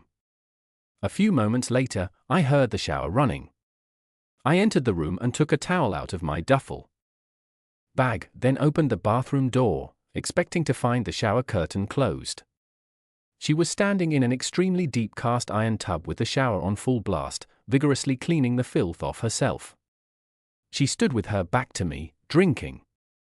I was amazed. It resembled a work of art. It reminded me of a painting showing Europe coming from the sea. The woman's skin was pale and milky as she washed away the dirt and grime. Her washed-out hair tumbled down her back in a white wave that ended at her waist. Several new bruises were seen on her back. Her legs seemed quite long, her hips were narrow, but her ass was wonderfully sculpted. I got the idea that if I stuffed a few meals into her, her ass would look amazing. The stranger appeared to notice my stare and turned around. I saw her breasts. They were small but extremely tasty. The woman reddened and looked at me absently. She arose without attempting to cover herself. "I can proceed," she said somewhat rudely. "Have you seen everything you wanted to see? Are you a pervert by chance?" "No, I just brought a towel," I said. I could feel myself getting irritated as well. "No one invited you to come here, you can leave at any time." I pushed a pile of soiled garments in her way with my foot. "Squeamish, wait," she said, lowering her arms completely, revealing her torso, and adding dumbly, "Look if you want." I was not going to gawk, I said, cancelling, and I knocked but he didn't answer. I hung up the towel. "So why were you standing there staring at me?" "Probably because I'm a normal man. When we view naked women, we become foolish." "But I'm dirty and unattractive," she said, "and blind." I said, "So I'll simply grab your dirty ranks and bring a tracksuit." As I walked out of the bathroom, I signed heavily. I needed to get out of this room before she realized how tough my tiny pal was. I hadn't met any women during this business trip. I knew that attractive ladies were like expensive cars. They're pleasant to look at, you can consider them, but only theoretically. Beautiful women are prohibitively expensive, extremely complicated to operate, and entirely untrustworthy to deal with, especially since I got married. I shut the door, stuffed the soiled, stinky clothing into a garbage bag, and threw them in the stairs. Then I returned to my room and got out my track suit. It'll be a little big for her, but that's fine, it will do for the first time. And then, for the first time, I wondered if I would keep her overnight. An odd woman, where would I place her? There is simply one bed. The other side of my brain was whispering, and where do we put her? Once again, I find myself outside in the cold. The cops let her stay until daylight before escorting her out. And at night, you can sleep in a chair. I gazed outside the window. The snowfall had intensified. Snowflakes covered the roadway and the roofs of the homes. Okay, let it stay until morning. The door creaked open, and a woman wearing my tracksuit entered the room. She tucked the sleeves and slacks, but they hung on her like a hanger. "Is the police car still there, or did they leave?" "They appear to have left, although I'm not sure how far. Perhaps they simply turned off their blinkers and hid." I believed I had wasted a little fear, "But you can't go yet because I tossed away your disgusting ranks." "What should I do now?" She replied helplessly, "I've got nothing else to wear." "Stay till tomorrow, I'll give you some warm clothing, and you can travel wherever you want." I responded, "What should you do until tomorrow?" She glanced at me with fear. "Let's head to the kitchen, first and foremost, the guests should be fed." She followed me into the kitchen and glanced around. When I opened the refrigerator, she groaned sorrowfully. "I see it's been a long time since she's eaten properly." I removed the sausage and the canned meat I had brought with me and carefully set a tray of eggs on the table. In a minute, on a cast iron frying pan, scrambled eggs with fat and an open can of stew were heating up. I sliced the bread coarsely, military style, with my tactical knife and served it on a huge dish. Then I removed a bag of birch juice from the refrigerator and put it into a huge glass. "Please enjoy your dinner," I said, placing a fork in front of her. "Excuse me, is there no knife?" she asked guiltily. I silently placed a table knife beside her plate. She jumped on the meal as if she had not eaten in a long time. "Okay, I'll leave her alone," I thought, as I went back into the room. I wanted to smoke, so I went out to the stairs. I caught myself thinking I was constantly waiting for a call from Vera. She knows my cell phone number perfectly, doesn't she? I took out my cell phone. Shit, it has died. A thought crossed my mind, maybe she has already called. I better charge the phone right away. When I returned to the room, the woman was sitting on the floor with her legs tucked beneath her. I looked at her with surprise. "Why aren't you sitting on the couch?" "I wasn't sure how you felt about me sitting on your furniture," she said. I shrugged, grabbed the comforter and pillow from the bed, and threw them on the couch. "Go lie down," I said. "Thank you," she smiled. I chose to let her sleep until she awoke. I looked at my phone, which was almost charged, and turned it on. Several missed calls and texts came from an unknown number. I opened the first one, about an hour after leaving the corporate party, and "Rick, we need to talk." "Enrique, where are you now? There has been a terrible mistake. We need to talk now. Enrique, don't remain silent. We have to meet. I'm going crazy. It goes on like that. I think it's Vera's new number." I looked at the clock. It was 3:30 in the morning. It was answered right away. I knew Vera's voice well. I said, "Hello, Vera." Spasms clutched my throat. "Enrique, there has been a terrible mistake. They told me you were dead 6 months ago. I saw the papers. You burned to death in a downed helicopter, and your body was never found. That's what they told me at the military recruiting office. That's why there was no funeral." "Was that really told to you?" "Yes, and they showed me a telegram from your unit." Vera was crying into the phone. "I got sick and ended up in the hospital, so bad that you got married so fast." My heart ached. "Enrique." I was sick. Danilo helped me through it and supported me. She was already crying. "You must meet. I'll explain everything." "Where are you now?" "I live outside the city in De Niro's cottage. Madonna lives with us. Come to her apartment tomorrow. I didn't change the locks." Vera sobbed, "I'll be there in the morning. I love you." I wanted to ask her about her daughter, but my heart was already aching unbearably. "I'll call you back tomorrow." I disconnected. So that smug asshole's name is too mellow. I'll wait till morning. I went back to the room. The woman was awake and sitting with her legs tucked up. I knew she wanted to ask me something. I also knew it would be hard for her to do so. "You can stay until morning. I'll give you some warm clothes, and you can leave. I previously told you that, only until morning." She asked quietly and was silent for a long time. "It could be longer," I said slowly. "I'm worried you despise me for it.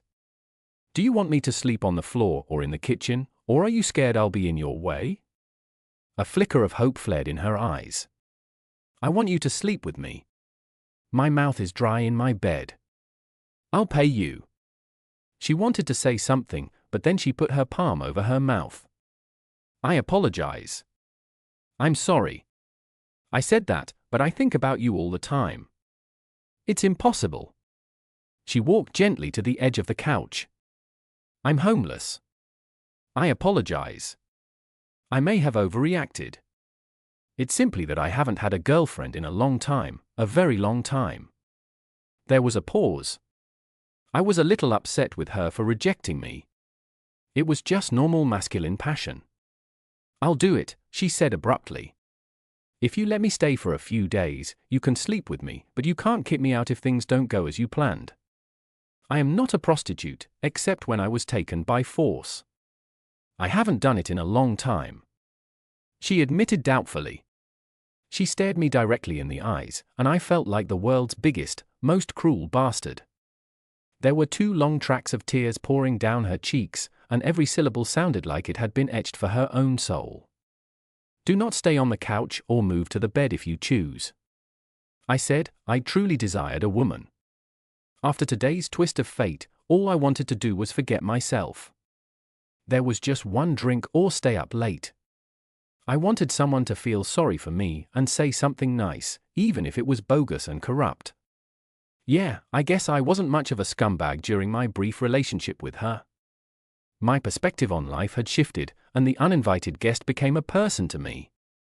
And whatever of my feelings toward women, it was wonderful to have her around. There was no way I was sending her back out on the street. I stood at the window gazing out at the falling snow. Okay, it was well past my bedtime. I turned around and froze in place. She stood naked, looking at me. I lifted her up and carefully laid her on the bed. "My name is Miranda," she said softly before slipping away. When we finished and I leaned back, she glanced up at me. "Tell me if I am ugly, do you want me or not?" She had tears in her eyes, but no animosity in her voice. She seems utterly resigned to her fate. The missile struck the port side.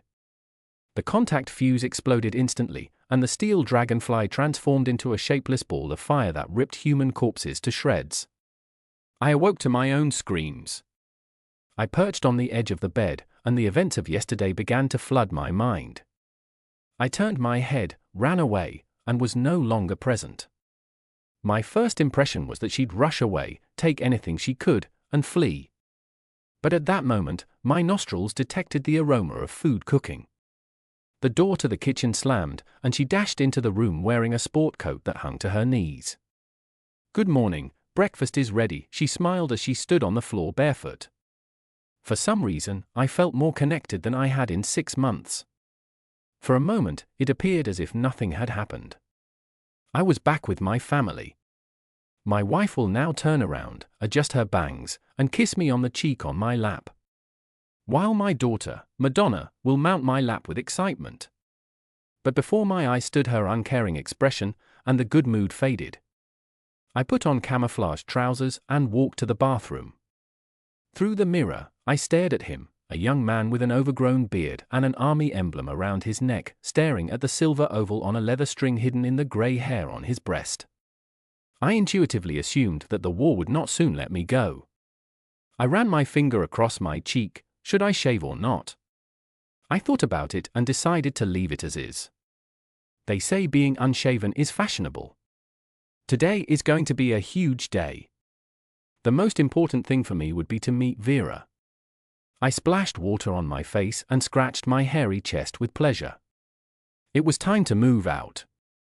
I opened the door and found Miranda standing behind it. Everything was becoming cold. My breakfast consisted of scrambled eggs and stew. I drank a glass of tea, kissed the woman on the cheek, and went to prepare. I put on the t-shirt, sweater, and winter army jacket. While tying his shoes, he told Miranda to stay at home, do not go anywhere. I'll take care of business and get back to you. We will go buy you some clothes. The question that had been bothering me since last night came to mind. Where did you get the key for this apartment? Miranda blushed immediately and turned away. I used to live here alongside my grandfather. What do you mean? Did you live here before? I had a bad feeling, literally. My grandfather was the former landlord. I lived with him for 1.5 years, working and caring for him. Everyone abandoned him, there is no son or daughter to look after him. He suffered 2 heart attacks, he agreed to sign over the apartment to me. But he did not have time, he died from a 3rd heart attack. Then his children came and threw me out on the street. I lived at work for a while before they fired me, and from there. Miranda spoke calmly and unemotionally, it was obvious she'd been burned out for a long time. Okay, it's a long story, you can tell me later. I buttoned my jacket, checked the tactical knife on my hip, and didn't take it because I fear for my life. I just remembered my father's words: a man should have 3 things in his pocket: a knife, a handkerchief, and $10. Strange, why didn't my father include condoms in that list? The snowfall was over, the sky cleared, and the cold winter sun looked at me in a friendly way. I got into the cab I had ordered, gave the address, and the ride was quick. It was Sunday, and the city was car-free. I got out of the car and stood in front of the entrance for a while. There was a black SUV about 3 meters away. 2 people were sitting in the car, smoking with the window ajar. 2 streams of blue smoke were rising up. I went to the door. Everything seemed to be in order. I inserted the key and turned it carefully. The lock clicked, and the door opened. Yesterday when I left, I locked it to turns, so there's someone in the apartment. Not likely Vera, she wasn't due until 2 hours later. I carefully opened the door and slipped into the apartment. I pressed myself against the wall and listened. The room was silent, only the clock in the hall ticking. I peered through the doorway. There was a man lying on the carpet, awkwardly tucked under his arm, face down. One shoe had slipped off his foot and lay orphaned a little apart from the rest of his body. It was obvious to the naked eye that he was long and securely dead and did not enliven the landscape at all, rather the opposite. One word pulsed in my head like a red fire set up. I had to get out of here. I also quietly closed the front door and began to wipe the doorknob with a handkerchief. I heard the approaching wheel of a police siren make sense downstairs. The front door slammed, and inaudible voices rang out. The elevator clicked and moved down, ticking down the force obediently. I rushed upstairs. Luckily for me, the attic was open. It was just a matter of minutes before I rushed out onto the roof and ran to the exit at the last entrance. On the way, I grabbed a broom and a large red bucket from the wall. The entryway was quiet. I immediately rolled to the first level and froze in front of the front door. God be with me. I set the rent bucket in front of me, stepped out onto the porch to the right. Were 2 police cars and a patrolman in a baggy, crumpled uniform with an assault rifle. I turned slowly to the left as I heard stomping feet behind me. Out of the corner of my eye, I noticed 2 policemen running up the driveway. I rounded the corner, carefully rested my goods against the wall, and stepped out to the bus stop. A few minutes later, I was dangling like a sausage in the busy interior.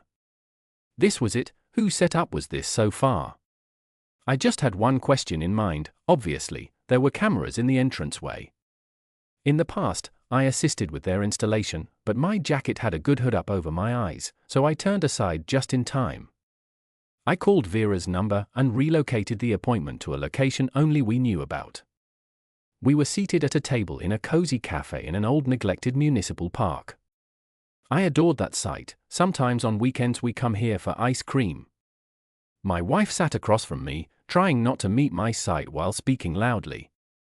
Vera fell in love during her 3rd year of medical school. Danilo attended university and studied law, tall, statuesque with stunning brown eyes, and she had blue eyes, blonde hair, and a beautiful physique. They enhanced and shadowed each other's beauty. Their romance was developing.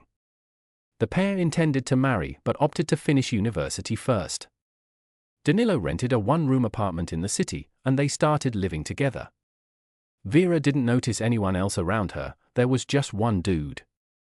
Her Danilo. Their parents were aware of the relationship and just requested that the child be delayed so that they may complete their studies and have a son or daughter in a legitimate marriage. So the final tests were passed in the fall. Vera was waiting for an internship. Danilo was leaving in August for an internship in Rea-life. So they decided to have the wedding in July.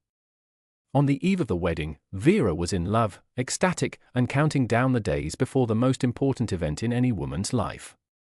The wedding dress was already being stitched at a restaurant, and tickets for a wedding trip had been bought. That night they made love and awoke in the morning. Vera did not find any love nearby. She went barefoot to the kitchen. It's strange that he wasn't there. Perhaps he's in the bathroom, not there either. She returned to the kitchen and an uneasy feeling crept into her heart. It was still unclear where was he. Maybe he ran to the shop, and Vera noticed a white square of paper on the table, pressed against an empty coffee cup. Vera sat down on the stool. "I apologize, but I have fallen in love with someone else. Do not come looking for me." "That's life. This happens." The letters began to spread, and Vera feared her heart had stopped. She wanted to shout, but was out of breath. The girl got up and attempted to get to the window, but then the force jolted her, and she lost consciousness. Vera had a long period of self-reflection and even considered suicide. However, she was young and soon met Enrique. He was even similar to Danilo. She dove head first into her new love, and 3 months later, they married. 2 weeks after the wedding, Danilo arrived in town. He admitted he was mistaken, that he only loved Vera. He advised she leave her husband and travel away with him. Vera was not influenced by his exhortations. She did not abandon her husband. But she was unable to resist her former lover. They slept together. Danilo left, and Vera discovered she was pregnant a month later. Enrique was overjoyed. A daughter, Madonna, was born. The husband cherished his favorite females. Enrique was a military man, and his family traveled with him to garrisons. Eventually, fate landed them in their hometown. What about the husband? Fewer work trips, but those that did occur lasted for an extended period of time. Enrique began making more money. Vera also went to see an ordinary therapist in the district, a polyclinic, and the head doctor of the medical center. Enrique couldn't help but admire his wife's meteoric rise. Nothing has changed. They appeared to love each other even more. Then Danilo discovered Vera. He matured, becoming a valiant and intimidating man. He moved from the capital to the position of chairman of the regional court. His personal life did not work out, and he resumed seducing his former mistress. Vera couldn't resist. She did not fall out of love with Enrique. After all, they had been together for many years. However, before the former could repel the attack, they met. Vera was split between the two guys, not daring to favor one. Vera was surprised by what happened next. Danilo learned about Madonna and ordered a genetic test. The DNA test revealed that he was her biological father. That resolved everything. Vera was about to leave Enrique, but he left on another long business trip. A month later, Vera learned of his death. There was no body because the helicopter had exploded and nothing remained. Fate had decided everything for her. Danilo gave her a notice from the military recruitment office, informing her that her brave husband had perished. After a week, Vera Sorrow consented to marry Danilo, after dissolving her marriage to Enrique. They informed Madonna that her mother's former husband is not her father. She raced into Danilo's arms, wiping away her tears and snot with a delighted shriek. Danilo was overjoyed as he showered his favorite girlfriend with presents. He got Madonna a car so she wouldn't remember her. As it turned out, it was not her own father who had reared and loved her for nearly 2 decades. Money made all the decisions. Everything was fantastic. Everyone was in chocolate till the first spouse died, and he was horrible. Vera massaged my hand and stared at me with burning eyes. "Enrique, this was a mistake. I truly felt you were dead. I even lit a candle for your comfort. I had no notion that was untrue. The military came to me and condoled. Danilo was in command of everything. He even submitted a request to your unit. They confirmed everything. Everything was clear. There was no love involved, and Madonna is his daughter. The family has been reunited, and he is left with nothing. 20 years of nothing.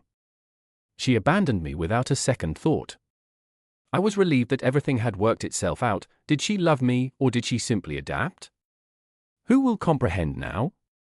My thoughts buzzed in my head like a flock of grey crows, always returning to my kid. Her betrayal was what killed me the most.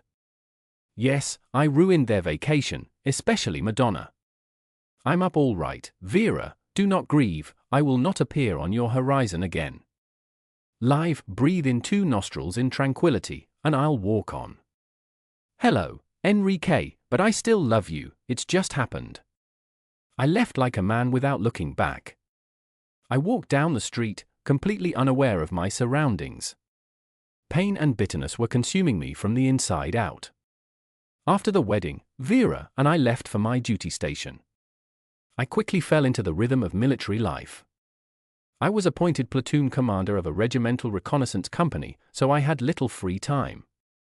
I spent days inside the unit. Vera sat without work, slowly transforming from a nice girl to a complete bitch. People grow insane from idleness, particularly young unskilled women. After 6 months of duty, I was waiting for a woman who did not love me. She clung to everything: the unclean plate, the awkwardly positioned shoes, and the abandoned jacket. I did my best to assist my wife, knowing that it was not an easy moment for her. Vera was already pregnant. I hoped that with the birth of the kid, she would change for the better.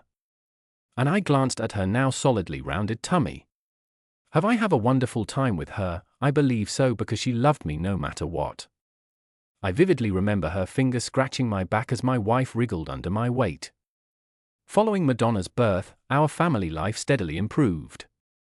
Vera was always occupied with her daughter, and our connection developed significantly. However, there were occasions when our relationship became strained.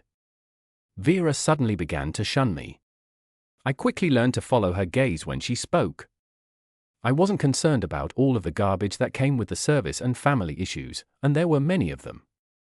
Vera was so weary from the date that she couldn't get up at night to care for the child.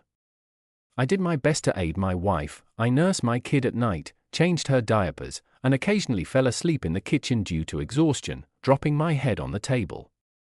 Over time, things improved. I gradually advanced through roles and grades. Faith went to work. Everything was usual.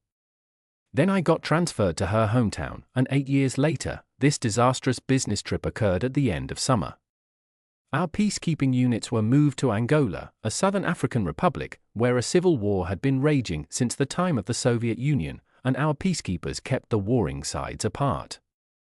For the first month, we corresponded with Vera. She informed me of events and documented my daughter's development. Then I was hurt. The flow of letters gradually stopped.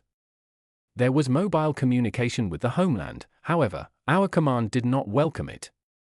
I remained in hospitals for over 6 months before the Military Medical Commission declared me unfit for further service.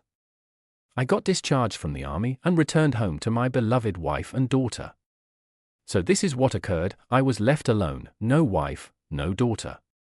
Thank goodness I didn't need the money. I rubbed my hands together. Hey, stop squelching, life carries on. What are my years? 42 is not a judgment. A man is like a good wine, it only improves with age. I raised my head. The sun appeared to shine brighter. My thoughts returned to the deceased stranger in the flat. Obviously, I was being set up, but who and why? How did they know I'd be at the apartment? Did they hear my talk with Vera? Why? Who did I hurt so terribly that they chose to throw me in jail? Maybe Danilo? I remembered his triumphant expression from the business party. Perhaps he is terrified of Vera coming back to me. But if he is a man, he must understand that this is impossible, no matter what the situation. I will never return to Vera, no matter how much I love her. I simply cannot forgive betrayal. What about Madonna? It is more complicated. She is a daughter. She is not my daughter, she's his daughter. I couldn't get over my DNA test results. In reality, it was the reason Vera switched to Danilo well before my business trip. I padded my breast pocket, then using 2 fingers, I peeled out a small piece of cellophane. When my daughter turned 1, I kept her hair cropped short. I'd kept it as an amulet in my memory all along. She existed eternally, the young girl I adored. I loved my daughter with all of my heart. I paused and stared at the strand of light blonde hair for a long time. Then I couldn't take it anymore and cried. The officer on duty at the Municipal Military Enrollment Office took a lengthy look at my prescription, as if he had never seen such a paper before. Then he handed me the paper back and pointed me to the 16th office. I knocked on the dingy door and entered the room. Sitting at the desk, I remembered a major with a fat face dressed in a wrinkled, oily tunic wait in the corridor. My person didn't even look at him. I do not have much time, I just need to register. I went to the table and placed the prescription on its edge. The major raised his pinky eyes at me and yelled in a falsetto too. I told you to wait. I bent over the table, grabbed him by the lapel of his uniform, and lifted him over it. You must stand up when speaking with a colonel.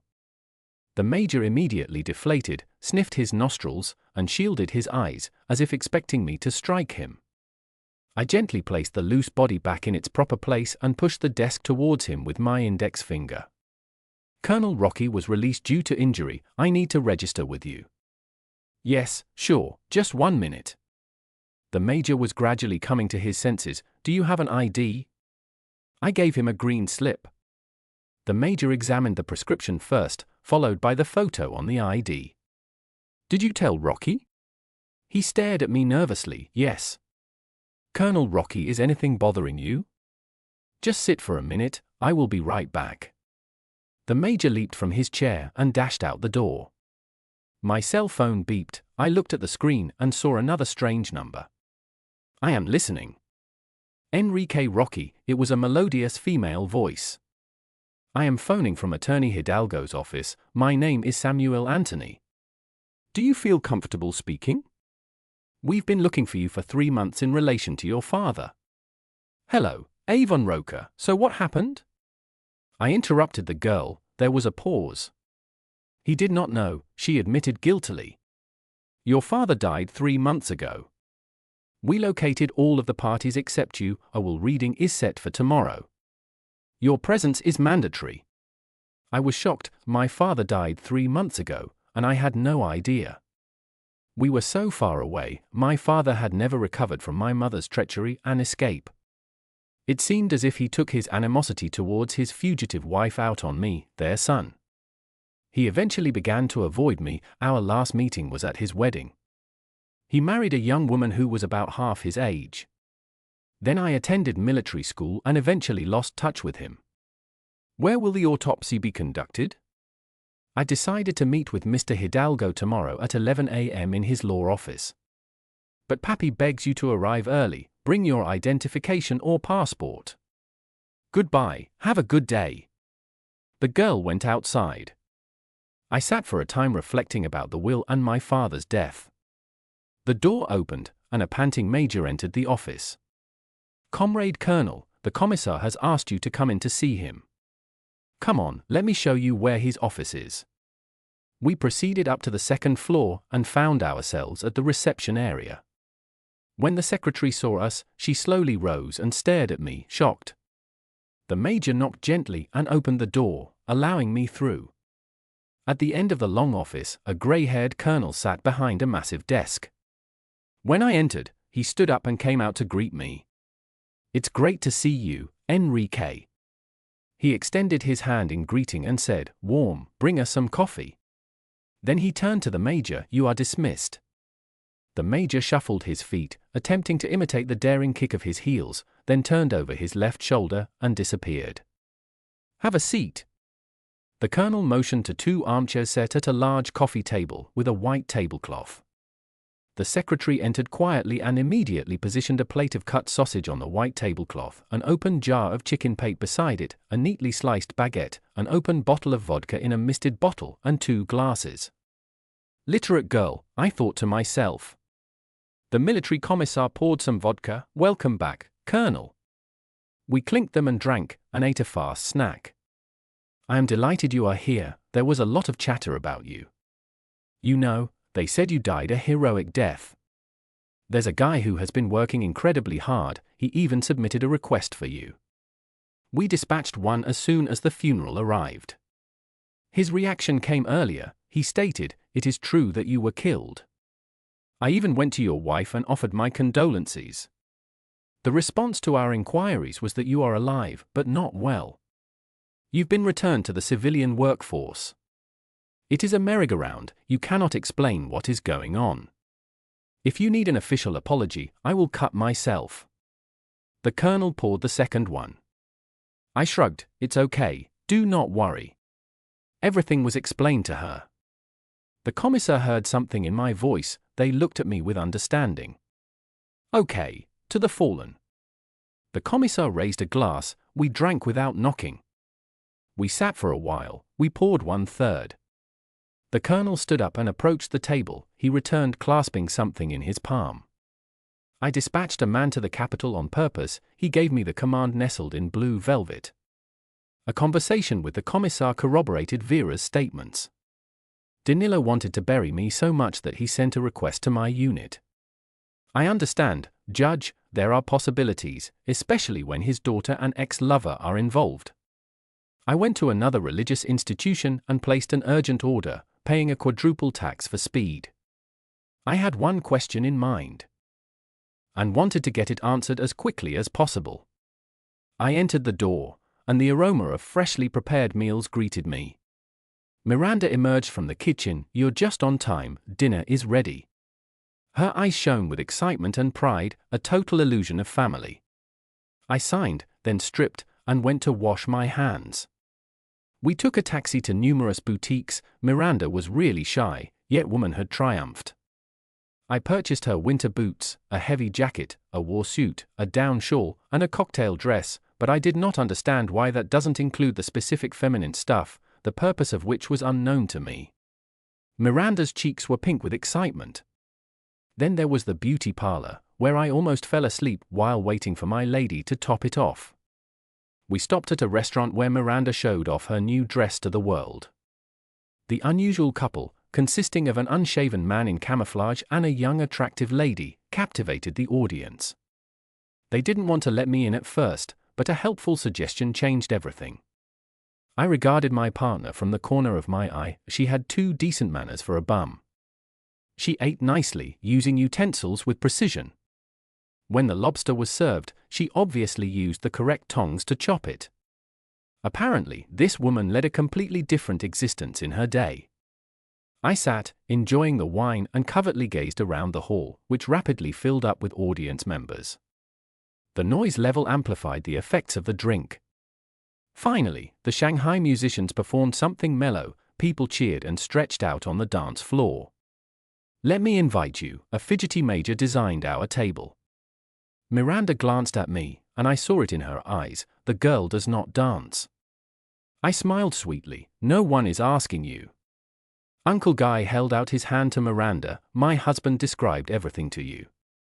Miranda didn't even acknowledge the squint with a glance. "Okay, I will be back." The unfulfilled beau began to glide slowly towards his table. Vera and her new family were resting. He approached Madonna, smirking, and muttered something while leaning over. She replied, and it was evident that she did not like the intoxicated beau.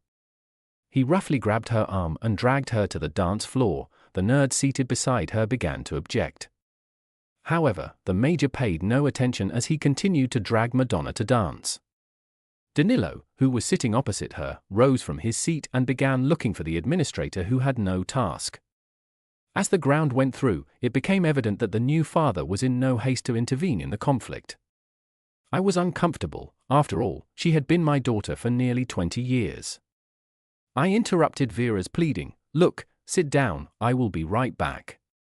I finished my pickled mushroom, wiped my lips with a napkin, and proceeded to the heart of the conflict. The major, with donkey-like persistence, dragged Madonna onto the dance floor. She stared helplessly at the nerd who had lowered his head and Danilo, who was nervously talking on his cell phone. Madonna slightly freed herself and attempted to take a step back. But the arrogant man grabbed her even tighter, forcing her to stop. She attempted to pull her elbow away, but he held it tight. "Stop, you cannot get away from me, you will have to dance." Not letting go of the girl, he dragged her back to the dance floor. Now was the time to act. "Young man, shame on you, let the girl leave right now." Madonna's expression was one of hope, while the major's was one of surprise. I moved directly towards them, adjusting my glasses as I went. "Do you see? Don't you? The girl does not want to dance." I tried to get close. "Leave her alone, I will get you." The young man clearly lacked the words to express his outrage and terrified me at the same time. He let go of Madonna's hand and threw himself at me like a bull at the rodeo. That was easy. I took a step to the left and turned my torso. The young force body ripped through it and past me. He must have realized at the last moment that he was flying, but he couldn't slow down. A quick step, and the hooligan collapsed with all of his might, hitting his head with a characteristic thump and leaving the floor covered in marble tiles. After being propelled by inertia for a few meters, the major's head collided with the Christmas tree in the center of the hall and fell silent. Flight, said someone in the audience. Madonna looked at me stunned. I turned to Vera and shrugged. Then I returned to my table, poured vodka, and drank it all in one gulp. Pack up, we need to leave. I looked at Miranda, she nodded. The waitress came over, I paid quickly, and Miranda and I exited into the lobby. I was about to walk outside to the cab waiting for us when a familiar voice sounded behind me. Enrique. I turned around. Vera had tears in her eyes. Thank you. She wanted to say something else, but I silently walked out the door. When I woke up, Miranda wasn't there. There was a towel-covered plate of sandwiches on the kitchen table and the kettle still hot on the stove. I looked in the bathroom, but my friend wasn't there either. It looked like Miranda had left. I pulled out my wallet. My money and credit cards were still there, in my ID. My cell phone beeped, picking up a text message. I looked at the glowing screen. The paralegal, Samantha, had texted me the address of Mr. Hidalgo's office. I looked at my watch. Time to call a cab. But I couldn't get over Miranda's sudden disappearance. Well, I'll see a lawyer and then decide what to do so as not to shock the honorable lawyer and the rest of the public. I shaved, put on a clean white shirt, black jacket, and jeans at the specified time. I was in place. I thought I would be the first to arrive, but when accompanied by the lawyer, we entered his office decorated with a large Christmas tree. I saw a young, spectacular, brightly painted blonde. I'd like you to meet her. This is Carmelita, your father's wife. Hidalgo, with the air of a socialite, introduced me to the maiden Enrique Roca, Ivan's son. I shuffled my feet politely, and she nodded at me nervously and carelessly, flicking ash into a large glass ashtray. There was an unfinished cup of coffee in front of her. I had never met her before, but the last time I talked to my father on the phone, I knew he had remarried. Where his old wife had gone, I didn't know. Well, can we get started? The vulgarly colored girl fidgeted impatient in her chair. An unassuming man with a grey suit and a leather folder in his hand separated from the wall. We'll have to wait, not everyone is here. He coughed and wiped his glasses, squinting his nearsighted eyes. I understood it was the notary. Does anyone else have to come up or something? Carmelita looked around the room. As far as I know, there are 2 heirs. There are more heirs. The notary gave a strained smile. Without their presence, we can't open the will. His voice sounded firm, in spite of his shabby appearance. I realized at once that he was not as simple as he wanted to appear. A quote from the Samurai Code of Bushido came to mind: show your enemies your pathetic nature, arouse their contempt for you, relax their minds and muscles, and then strike one fatal blow. I pictured the notary in a kimono samurai with a sword in his hands and even shuddered. Why, it's pretty good. The door opened, and a very gorgeous woman in a strict business suit and a stylish hat entered the office. This is Mrs. Valeda Beaumont, Mr. Rocky's first wife. The lawyer bent in a half bow and pushed out his chair, allowing the lady to sit down. I sat and stared at the woman, inquired, "Is this my mother?" After all these years, she arrived to share her ex-husband's inheritance. So that's the surprise, the lawyer told me before the event. But the notary was in no hurry to start and looked at his watch numerous times. We were waiting for someone else. Thoughts were running through my head at rapid speed. I had so many questions that my brain was unable to deal with the feelings that came out. By trying to pull myself together, Carmelita too was bewildered, shifting her glance from me to her mother, Mrs. Berman, who seemed to be the only one who remained unperturbed. She nodded curtly to the notary and the lawyer. "What are we waiting for, gentlemen? Get on with it." Not paying the smallest attention to me. "Just a second, not everyone has arrived yet." Hidalgo stared tensely at the entrance door. Miranda entered the office after the door creaked open. She took a seat in the chair I'd set aside for her, staring at me surprised. Then she instantly averted her gaze as she created an impenetrable barrier between us. To be honest, I was stunned. Too many surprises today. The attorney signed in relief. "Well, we're all here, so let's get started." He nodded at the notary, who sat in his chair and opened the folder. Gentlemen, this is the will that the late Ivan made a month before his death. There are no other records regarding the inheritance. He read the preamble before moving on to the essence of the will, which stated that all mobile and immovable property belonged to me. Then I listed everything that belonged to my father. I leave this to my last wife, Carmelita Rocky. You could hear Carmelita squealing with delight. I have $5,000 in my bank account. I left my first wife, Violet Berman, and my daughter Miranda an equal portion. That's $2,500 apiece. Miranda shuddered at hearing these. My sons Rocky and Rick will not inherit from me. The officials that witnessed the signing of the will were then listed. There was a pause. Everyone stared at Miranda and me in a daze. It felt as if I had fallen into a deep well. I looked up. Miranda was looking at me with the same expression, the conflict of the bad sheep. My mother spoke fiercely, rising from her chair without looking at me. The others stood as well, quietly, and did not hide their excitement, staring triumphantly at Miranda and me. Gentlemen, the lawyer took the floor again. There are several other nuances. He glanced at the folder on the table and nodded to the notary. Mr. Rocky donated his property, including the construction company, to Mrs. Milagros 6 months ago. If Carmelina objects and attempts to contest the decision in court, he requested that this be tied to her. The lawyer handed Carmelita an envelope containing images. Carmelita took it from the attorney's hands and began to study the contents. The expression on her face indicated that she was shocked. One of the photos she was holding dropped to the floor. I noticed that it portrayed a half-naked Carmelita in the embrace of a swarthy macho man. Miranda gave me a cold, dead, distant look. She left the lawyer's office without saying anything, and I didn't even have time to approach her and congratulate her on her sudden windfall. I discovered she was waiting for me at the building's door, but she was not present. I pondered what made her depart so soon without saying anything to me. Maybe I overestimated myself. Mother disappeared after one night without saying anything to me.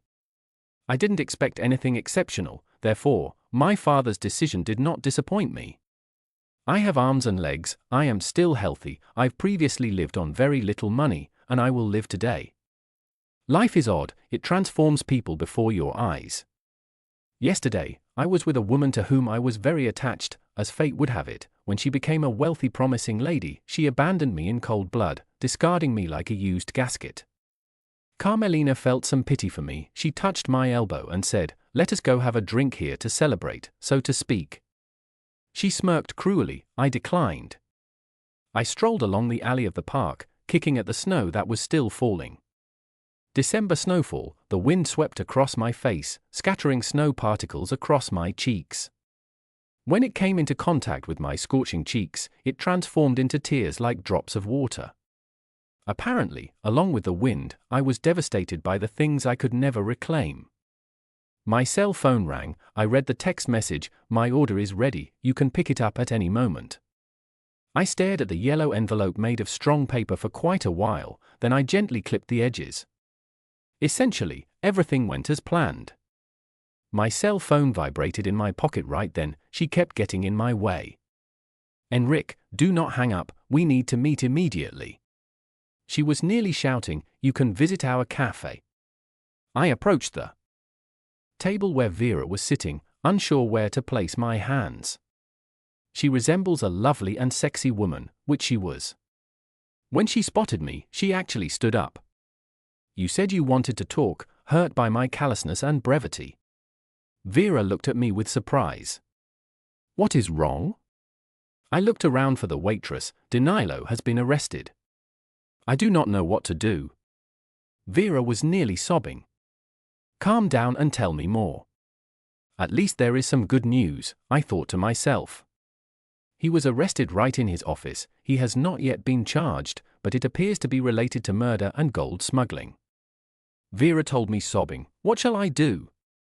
"It is difficult for me to say anything about it. He's your husband and Madonna's father. You will deliver packages to him in prison." Vera looked at me in horror. I was sitting in front of a woman I once adored, but she broke my heart. "What did you want?" "I don't have to help you, you've made your choice."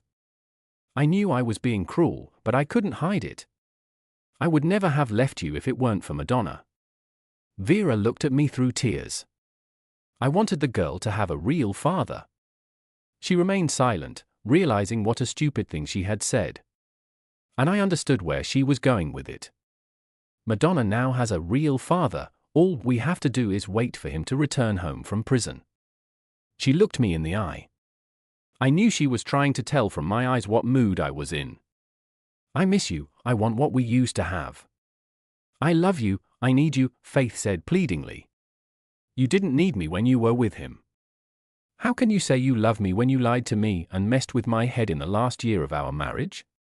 You slept with him, and you loved him. Vera sensed the contempt in my voice. Your love affair began before my business trip, and then you found out I was dead.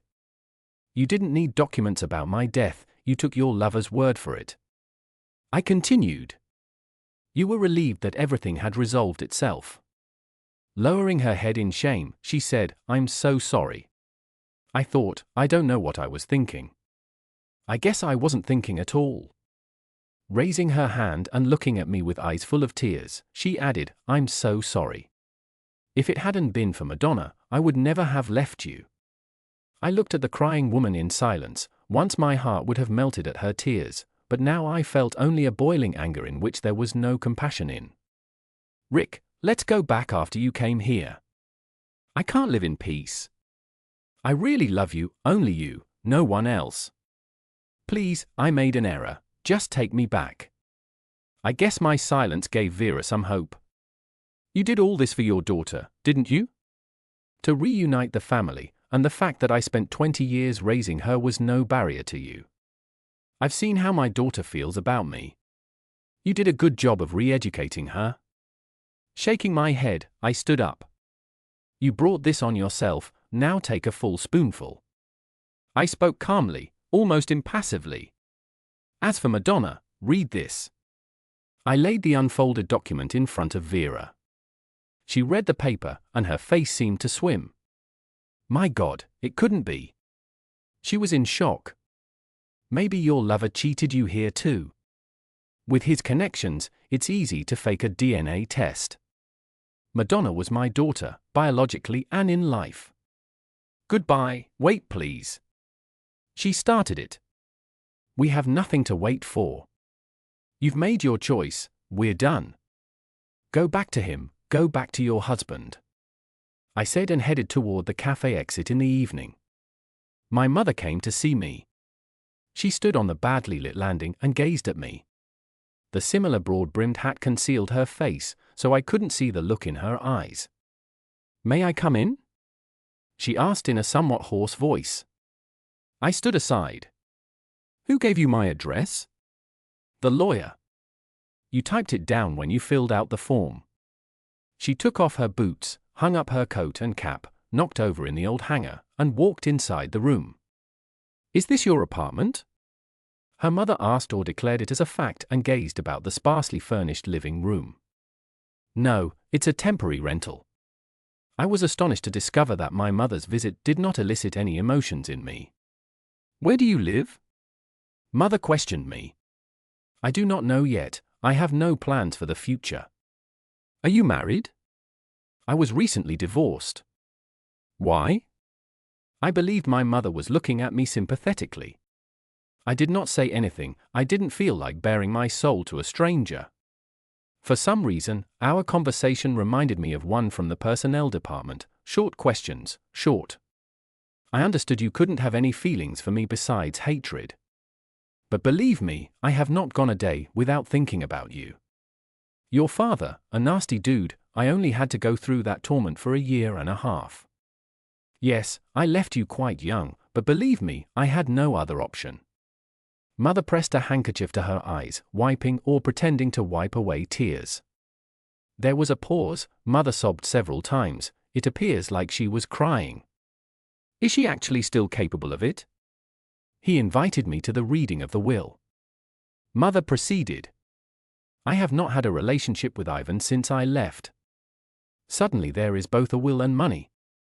She smiled sadly. In Greek, you do not know everything. Before I married, I was dating a man named Sergio. We were getting married, we'd already purchased the rings. But then Ivan intervened. I'm not sure how he persuaded or even coerced Sergio to give me up, and my partner left me without knowing I was pregnant. I married Ivan a month later, and you were born 8 months after that. You were so small, only 600 grams, I was worried you'd slip out of the midwife's arms and tumble on the floor. I was really pleased back then. We lived relatively comfortably for over a year and a half, and then Ivan began looking at you, hoping to see a likeness to himself. He got the impression that you were not his son. He performed a DNA test, and everything came out. That night, he beat me up, he screamed at me. Akaku had smuggled him a fetal bastard. Ivan took away all of my jewelry, including my wedding ring. He beat me virtually every day, and I couldn't bear it. One day, while he was at work, I kissed you goodbye and went. I couldn't take you with me because I wasn't going anywhere. I had some money, I got a ticket and traveled to Madrid. My third aunt resided there, I could hardly find her, and on my knees, I begged her not to throw me out onto the street. She had mercy on me, let me live there. She found me a job as a waiter at a cafe. That is where I met Ahmed. He was studying in Moscow, and this year, he was finishing up his last examinations and began wooing me. They understand how to turn a false as a result. He agreed to marry me and recommended that I visit his parents in Egypt. I agreed, drawn to his stories of a glorious life. But instead of seeing his parents and marrying, I wound up in a brothel. My mother hid her face in her hands and burst into tears. For 3 years, I was in hell. I accepted my fate as a punishment for leaving my child.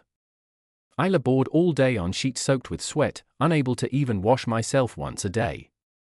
A pail of water was brought into a small pencil chamber, which was walled up with blankets so I could wash up, and it went on and on. Peter Berman, a German, helped me get out of there. I'm not sure how he managed to purchase me out of slavery. He took me to Germany, he offered to take me home, but I bluntly declined. I was frightened of ruining my life. Several years later, I married Peter, but we never had kids. Years spent at a brothel, including multiple abortions. After nearly 10 years, I returned to our town. I see you. What did it take for me to refrain from running up to you, to hold you close to my chest? I regularly observed you from the sidelines. Your grandma secretly gave her the money and urged her not to tell anyone I was there. And then your granny died, you left, and I've lost you today. When I saw you, my heart was thumping so loud that I assumed everyone could hear it. I know you'll never forgive me, but I had to tell you this.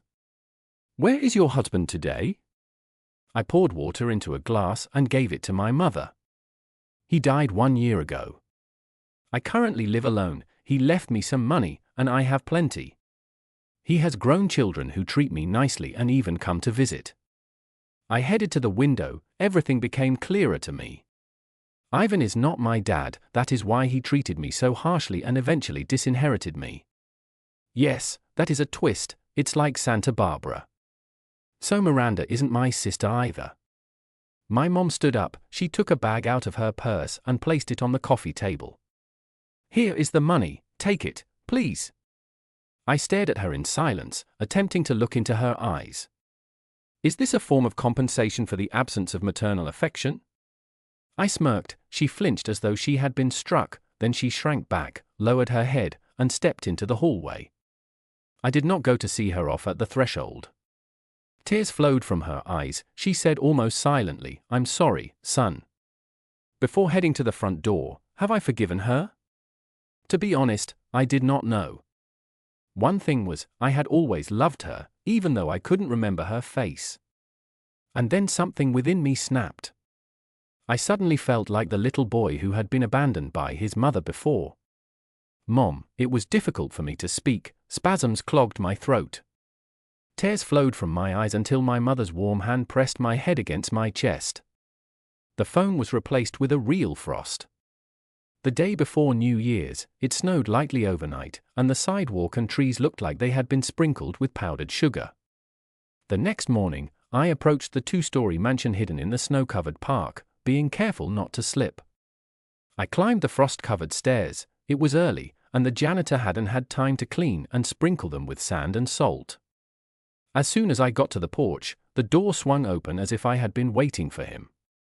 "Who do you want?" the sleepy maid asked reluctantly, pressing her palm to her mouth to conceal a yawn. "Good morning, I am looking for Miranda. Mistress is still sleeping and she does not want to be disturbed. Tell the mistress that Enrique Roca wants to see her." The maid closed the door in my face without saying anything. "Please wait." I lit a cigarette and inhaled deeply, taking in both the smoke and the frosty air. The door opened. It was the same meeting. The landlady said she didn't know anyone by that name, Leave or Uncle Security. I thought I saw the figure of a young man half undressed behind her back. Well, I already knew how easily and thoughtlessly cruel women tear away former ties.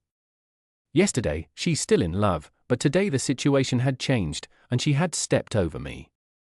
I took off my glove and extended my palm. The snowflakes fell into it tentatively as if afraid of something melting. Immediately, like my fleeting hope for simple human happiness had just melted away. Everything around was white, only the fluttering bullfinches, bright red spots enlivened the dull white landscape. One should never cling to the past. And that's when my cell phone came on and an unfamiliar male voice asked from the receiver, "I have a proposition for you, be at the Plaza Hotel restaurant by 7 p.m. tonight." "I know you, so I'll come myself."